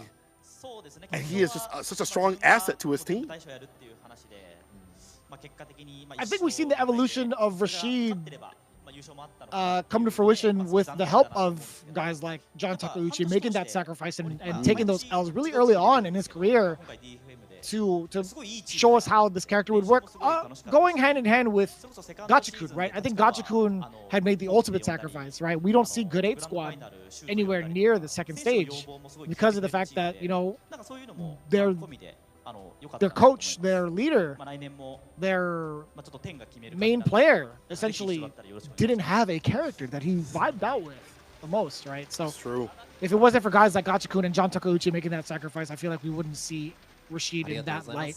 Maybe like a Big Bird would have possibly done so, but it's a different type of story, right? Because Big Bird had already established himself with like Marisa, right? In comparison to John Takeuchi and Gachikun. Who did we have? Like Manon for Gachikun. Then we had Jamie for John Takeuchi. It felt like it wasn't enough. But before we digress into that, Fudo also had a couple of words to say as well. I only won once in the grand finals, but this team was a great environment for me. And he says, thank you all for having me. Hopefully I can play in this team next year. So with the hopes of Street Fighter League continuing on, like, let's be honest, man. There's no way it's not happening again, right? I mean, like, Street Fighter 6, brand new game. There's no way you're not going to have another season, right? So Fudo, banking on the hopes and dreams of a lot of the other fans out there, he says with confidence, hopefully I can play in this team next year. Then we obviously get the closing statements from the leader of Detonation FocusMe. Man, it would have been so dope to see history repeat itself. We do have Itabashi closing it out. Would you like to conclude it, Sinkola? Sure would. Itabashi says, I was aiming for the World Championship, but I'll let FAV Gaming do that. So this is that love that we talked about before. You know, when a team drops out, they give that power up, the hopes and dreams to the next team. And it's just a collection, you know, it becomes a collection of the push forward to fight for the land of Japan, to fight for the region, for their scene in totality. That's amazing to me. Like that's like part of why the FGC is so beautiful, as they're awarded with their second place spot right there, 2 million yen in totality. He says, thank you all for enjoying Street Fighter League. And again, I want you all to show that support to all these team members when they're streaming on Twitter and things like that. Give them love. What? Tokido, you good? Was Sugimoto himself, if I'm not mistaken, who's going to be presenting the overall prize. But we also have Mr. Yoshino presenting the prizes, part of Taiyo Holdings being part of the ceremony as well. So I didn't want to mistake who is who. We have two people presenting two different prizes. Obviously, Mr. Yoshino might be the one presenting it towards Detonation FocusMe first. And then I'd imagine for the grand prize, you would have the president of Capcom, Mr. Sugimoto, to present. But again, big ups to Detonation FocusMe. A phenomenal team of talented players and overall very, very entertaining to watch. Man, I still think about the moves they made over in the second day of playoffs. But it's time for the champions, ladies and gentlemen, as Aru is getting us ready for the presentation. It's FAV Gaming, who have had a stellar record throughout the entirety of Street Fighter League. And when I say stellar, man, I mean it. These guys were absolute powerhouses. And even at the start of the show, these guys had the 40 ball. The 40 ball. Unprecedented. And immediately off the rip, I was thinking to myself, man, this might be a short night because of how dominant they were. Right? But they bled, and we've seen them bleed. I mean, this has really definitely been a Street Fighter League where things have been in hot contention. It's been hard to call. For them to rise above all of that is even more impressive to me. You know, when we see that they've already lost to Detonation in the second half twice. You know, it's a different thing compared to Grand Finals and regulation play. But to see them fall and bleed, but to come back from the brink is impressive to me. Seeing someone lose and then get better and structure themselves better in sort of strategy, game plan, and things like that is like, it's part of the FGC that is always so fun to watch. And we've seen, you know, the FAVE members, some of them at least, during FAVE Cup lose in the way that they probably didn't want to. I think that was a really big wake-up call before Street Fighter League Japan. I bet they were coming in thinking, hey, I'm super strong. But using FAVE Cup as that experience to be like, oh man, we're not where we want to be, especially against places outside globally, that really put things into context for them, and they only grew from that experience. I think you also have people like Big Bird helping them out, as Akiki had said, and seeing them play on CFN continuously and train. It has been nothing but, you know, power up after power up after power up to lead to this end of this tournament. We're getting worse from all the players. We're going to get the translation real soon. I can't wait to see what the victors are saying, especially Tokido, because I don't know if y'all noticed, once again, I saw the teardrops come from his eyes, and I don't think it was the eye drops. I'm pretty sure he's been so used to that. I don't think it was the eye drops that got him this time, bro. I think it was emotion. I wouldn't doubt it. I wouldn't doubt it for a second.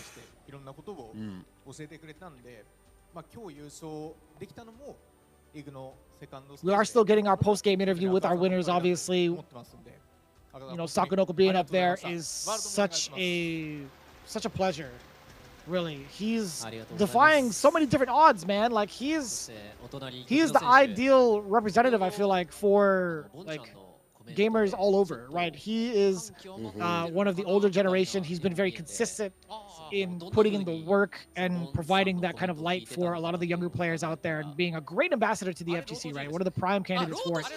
He had said, you know, it's been like half a year since Street Fighter 6 started, and it's difficult to see whether or not people would stick to the game. Like, some people had like fallen off, but for people who have that passion, like Sakonoko, he was still able to dedicate his time and become a pro, right?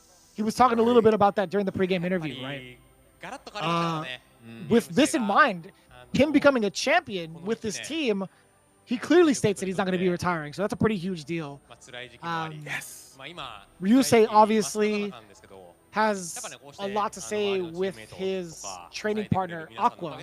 Aqua, who had been a very pivotal point in Street Fighter League as well, in not only rebroadcasting it and showing it off to a lot of the other gamers out there, putting down like spreadsheets as well to make the data a little bit more tangible in terms of like the game spread, the percentages, and he's also able to like respond to you in English if you type in his chat. Aqua did a phenomenal job also in the final season of Street Fighter League for Street Fighter 5 as well. So Ryusei definitely took the time to thank Aqua for supporting him throughout the season, and he clearly just says, I was able to be here because of him. Tokido says it's been a new game, so everything was so different than the last one. And it's been fun playing. He wants to keep on challenging competitors and challenging himself. I mean, we've seen Tokido really acclimate and take some time to acclimate to get to where he needs to be. A lot of people say he's not optimal. It doesn't feel like he's always optimal in every situation. But this is Tokido. An optimal is still like top 8 at World Warrior event, top 8 at CPT Premier Japan. Like, could you imagine once he solidifies his game plan, as he himself has stated? You know, that's something that he has been working on to better himself. And he is a threat that we didn't see today, but I cannot imagine US and EU that he will not show out there. So he is already happy to keep playing this game. He's enjoying it. We see it in terms of how much he plays, how much he's been practicing, preparing. I'm sure he's been playing a lot with Angry Bird lately too as well. But we're getting words from the one that really took the victory for his team, Papa Bonchan, the Executioner, FFV's champion right now, taking them finally to the World Championship. They get to have well rewarded. I mean, this is a long time coming, as he had pointed out previously. They had won, but weren't able to get to fly out and fight the US and EU teams. Now they get to. Bonchan says, it was luck that I won, but I want to keep on winning. I had to practice a lot. Bonchan, I'm going to call you out. You an EVO champion. You a better player than me. But I don't think it was luck at the very end. I think it was the reason, the perfect parry, great defense on the offense. That takes skill. That takes structure. That takes you understanding Fudo's every intent. And I feel like those things led him to victory more often than not. Maybe, I mean, he's just being very humble. But the way that he had transferred defense and offense continuously, nothing short of fantastic. Shouts to Bonchan, clutching out for his team at the very end. And said, I wasn't able to win it in the first days of Street Fighter League, you know, the 5th. But I didn't want people to think that I can't win in the first year of a new game with Street Fighter 6, in terms of like the league, the newest league. He wanted to really put down that practice, and we saw it as he made evolution for not only Luke, but for himself. We saw him get better and better, more aggressive, more confident in his skin. There were times where he even talked confidently on the mic. We'll be ending things off with Sako and his words, but again, shouts to FFP Gaming, putting on for the scene. We saw them do Fave Cup, fantastic offline right there. And also, by the way, Bonchan wants to thank his family for all the support. Shouts to Anna and the babies. All love to them. The twins, man. Love those kids. Amazing support system with their families. Amazing support system for themselves as well. And I'm glad that a lot of them have had the support of fellow members of the FGC in the realm of Street Fighter. We do appreciate the heck out of that. But damn, the big 5 milli, huh? That is huge. 5 million yen. First place to FAV Gaming. On top of that, we have the very, very, very fancy trophy. Damn. We do like that. We do all like some sponsorships also being a huge part of Street Fighter League and being such an imperative part of the ecosystem for the FGC, right? I think with all the jokes that we have throughout the sponsors and the ads, obviously I can't wear any of their products. I would love to someday. That's all Sankola. But obviously we do appreciate the love and support that comes through for the FGC by any means possible. And Sako, with his parting words, he says, we came so far, and now that we won, we're going to win the World Championships. And I love that attitude. The confidence, as well as the execution to back it up. European regions, etc. It's been so wild to talk about Street Fighter on a global scale with so many different people. And it's really cool to see a lot of the publishers really be in tune with it all as well. Obviously, I had misspoken earlier. Haruhiro Sugimoto is the one that's been presenting a lot of the prizes, and hopefully we get a couple of words from him. He is the COO, president of Capcom, and has been doing so for a very long time. You can see him up there with the photos, taking the photos with the team. Man, I just Googled him. I saw his photo from the 80s. My man has been really a pivotal part to Capcom, and he also has amazing hair. But again, Mr. Sugimoto, he will have a couple of words for a lot of the fans out there that are wondering, hey, what's next in the future of Street Fighter League? Well, hopefully he can answer that exact question, or maybe he'll just thank us and he'll be off to his next grand adventure. In the meantime, we do want to thank you all for tuning in week after week, even twice a week. I know you might be tired of us both, but at the same time, we'll never get tired of you guys. So we love you guys.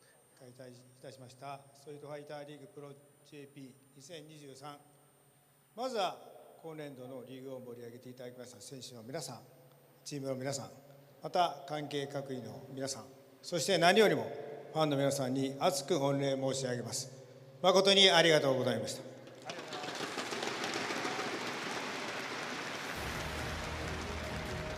ストリートファイターリーグにつきましては、2024年シーズンも引き続きストリートファイター6で開催いたします。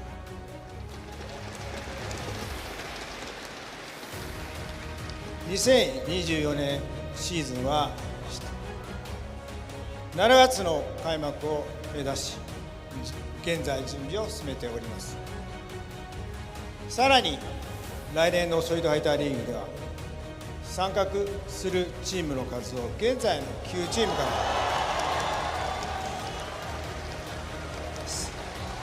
3チーム増やし、全12チームで実施いたします。来シーズン新たに参画する3チームをご紹介します。クレイジン・ラク、福島いぶし銀、ヨギボーリジェクトの3チームとなります。そして来シーズンはこの12チームを各6チームずつに分け2リーグ制で実施いたします。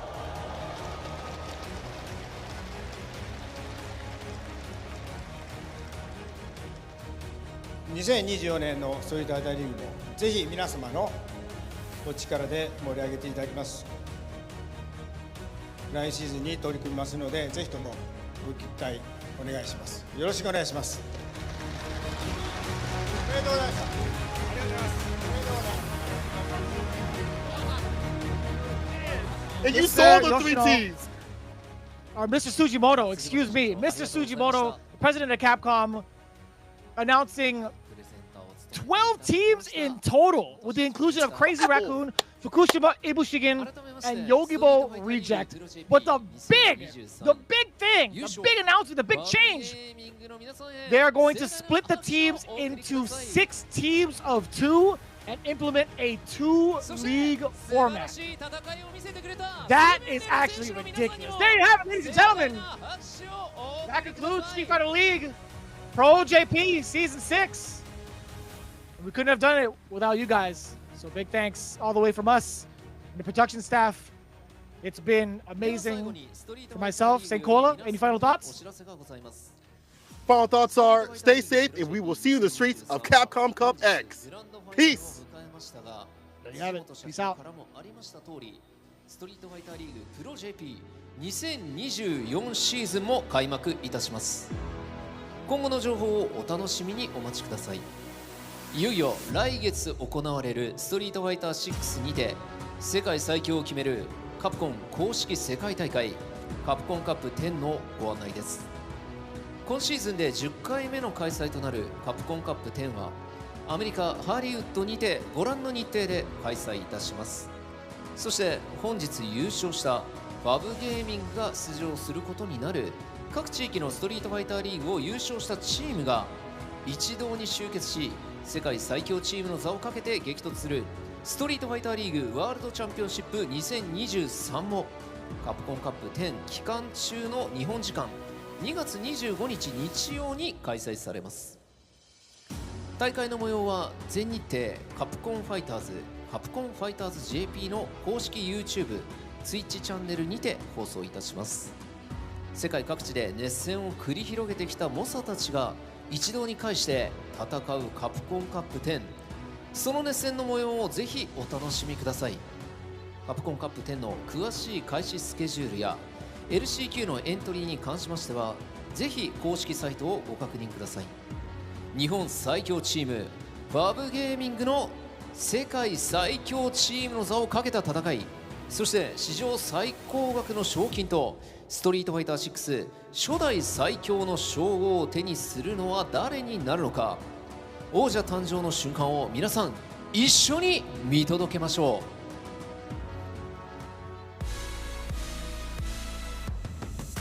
さあということでストリートファイターリーグプロ JP2023 グランドファイナル終了のお時間が近づいてまいりました。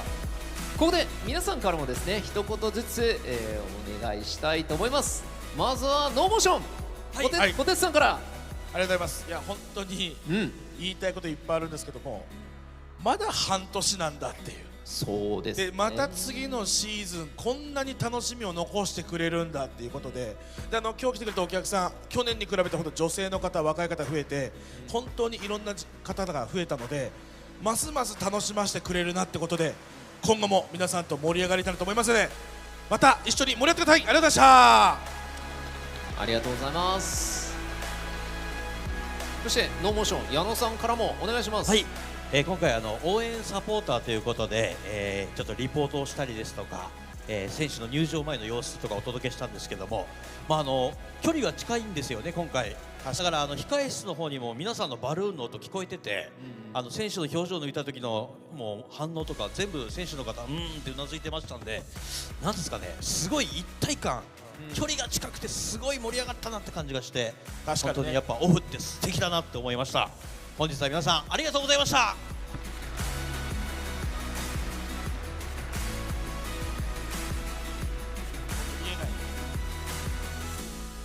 矢野さんからの振りで R さんも一言って書いてあるよ。あ、なるほど。ありがとうございます。はい、じゃあ私からもですね。はい、R さんどうでしたか。ありがとうございます。じゃあ僭越ながら僕も。僭越ながら。はい。そうですね。すごい会場たくさんのお客さんが来てくださって、で全然誰も決着しても帰ってないんですよ。で僕らの実況席ってあっちの奥の方にあったんですけど、バルーンの音はもちろん皆さんのどよめきがすごく聞こえてきたんですよね。でこれがもっともっと年々大きくなったらいいなって本当に思いました。でいつかね本当にもう向こう見えねえよっていうぐらいのでかい箱で選手たちが輝く姿を見れたらいいなと思ってますんで、皆さんですね配信を見てる皆さん、あなた方が来てくれれば箱はどんどんでかくできるなのでね会場にいらっしゃる皆さんもそして、配信をご視聴の皆さんもオフラインの楽しさ味わってみてください。本当に選手たちは輝いております。ありがとうございました。ザス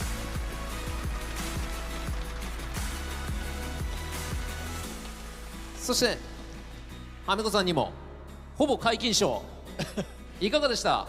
いやそうですね、なんて言ったらいいんだろう、結構いい話をもうされちゃったんで、なんでしょう、ストリートファイターリーグの歴史の話をさせていただきますと、結構やっぱりストリートファイター5で行われたストリートファイターリーグのグランドファイナルって、めちゃくちゃ締めっぽくてエモくてっていうのだったんですね。みんなロート G を指してしまう、確かにそういう状態になってたわけなんですけども、なんかやっぱさすがに今年のストリートファイター6初年度のストリートファイターリーグってこともあって、なんかすごいハッピーな終わり方というか、みんなその楽しかったっつって終わってるのがすごい印象的で、これはだからやっぱりストリートファイター6で新たな歴史が始まるんだなっていう、そういう風に感じました。本当にもう、これから2024年シーズンもとんでもないことになるということでですね、私が本当に今度は皆勤賞かわかんないですでも引き続き、このストリートファイターリーグ盛り上げていけるよう頑張りますので、皆さん応援のほどよろしくお願いします。本当に、今日というか、ストリートファイターリーグ通してご視聴の皆さん、そして本当に、いい戦いいっぱい見せてくれた選手の皆さん、そして7位ありがとうございました。あらっしゃありがとうございました。それでは最後にストリートファイターリーグプロ JP2023 優勝バブゲーミングを代表してリーダーの佐古選手、後ろにあるリーグトロフィーをお受け取りください。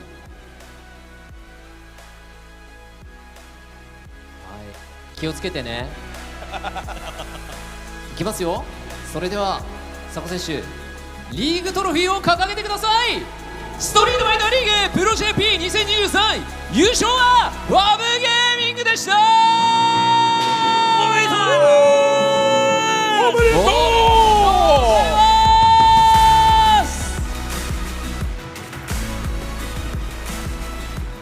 皆さん今一度盛大な拍手をお送りください。7位見てるか？次回はストリートファイターリーグワールドチャンピオンシップ2023でお会いいたしましょう。ありがとうございました。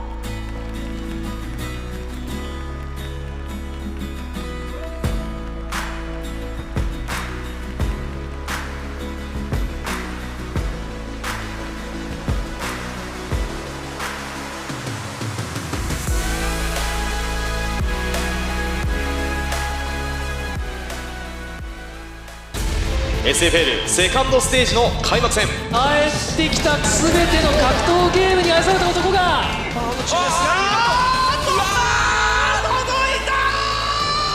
さまざまな運命が交差して、さあここまでやってきた。いってみましょう。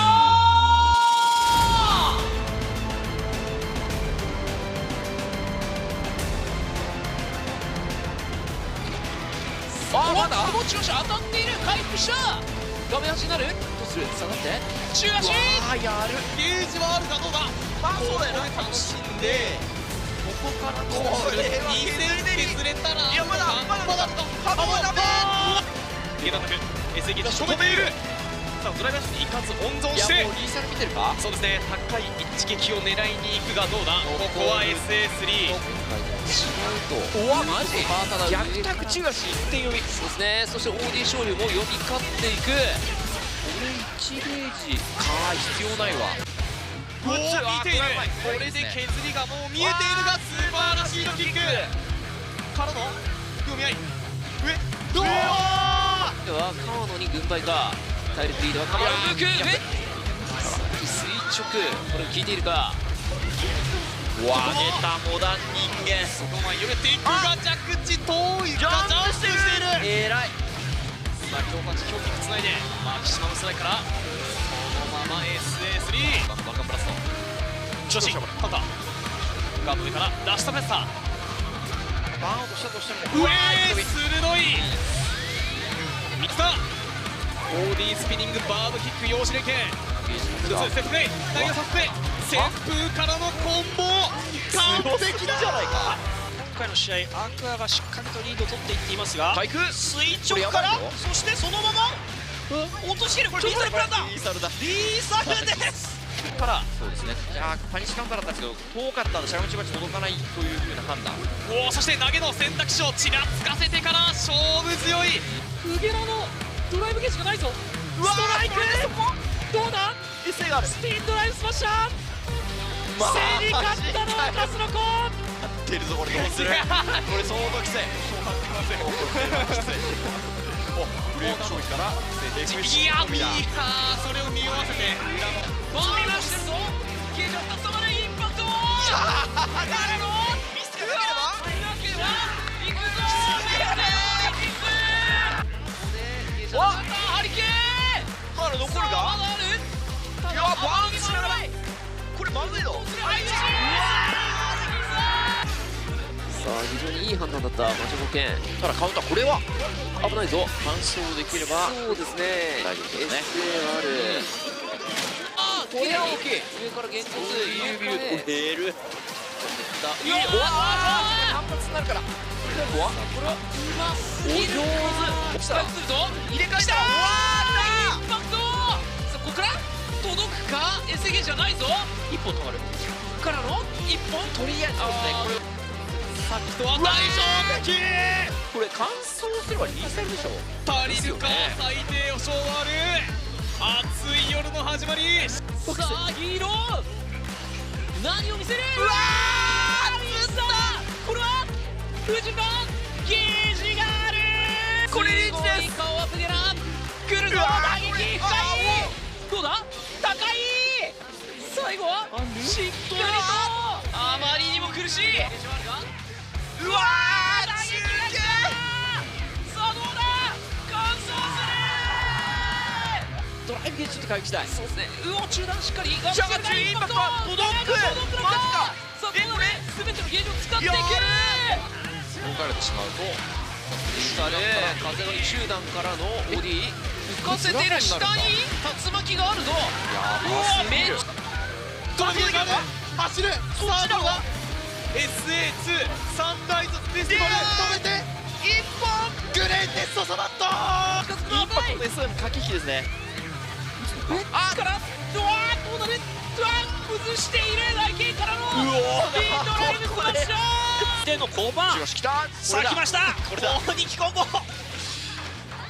そして中段これは打ってきましたがさあ KB もこれ使わざるを得なくなってますねラムシカおっとラムシカさあ詳しくこれを耐えなければいけない耐えれるかこれでバーンと回復できそうですねしかもこれでゲージ戻ってきましたね接中上から殴っているこれは足りる残していくそして一気に大一丁投げで大一丁投げ圏内だが上ここも投げていく足元の動き以外にうわーダブルアップスクリュー平に次ださらにからバーン撃だが残った上投げを受け入れて回復振り手が姿どうに上からシュートどう狙う怖いここまでダメ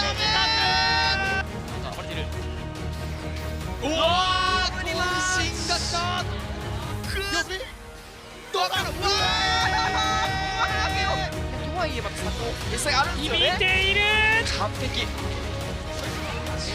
こも割り込みからの百列脚なんということだ今日はサタデーナイトじゃないさあまだある今日はフライデーナイト危ないが無情にも出ていくラッシュジャックからそして誘ってしゃがみ今日から人コンボ次で持続当てゲージが溜まっている走ってやるしかない何を思う上ボールとした打ってきたここはボンちゃんエース対決を制して超えた先には自力1位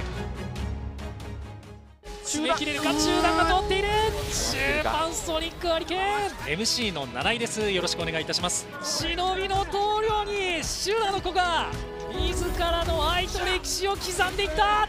時戸が与えたプレッシャーは絶大だった。もう歌までね、我々季節お会いいたしましょう。さようなら。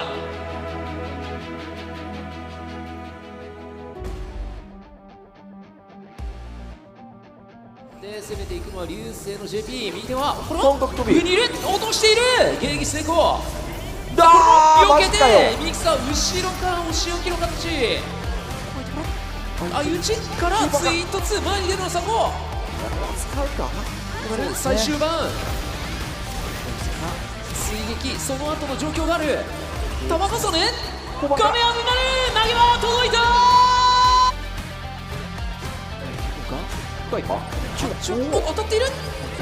いやー、下が中。さあこれはどうなる。もうチャンスにバーンとしているか。打撃フドルもまだチャンスあるが、危ない。投げている。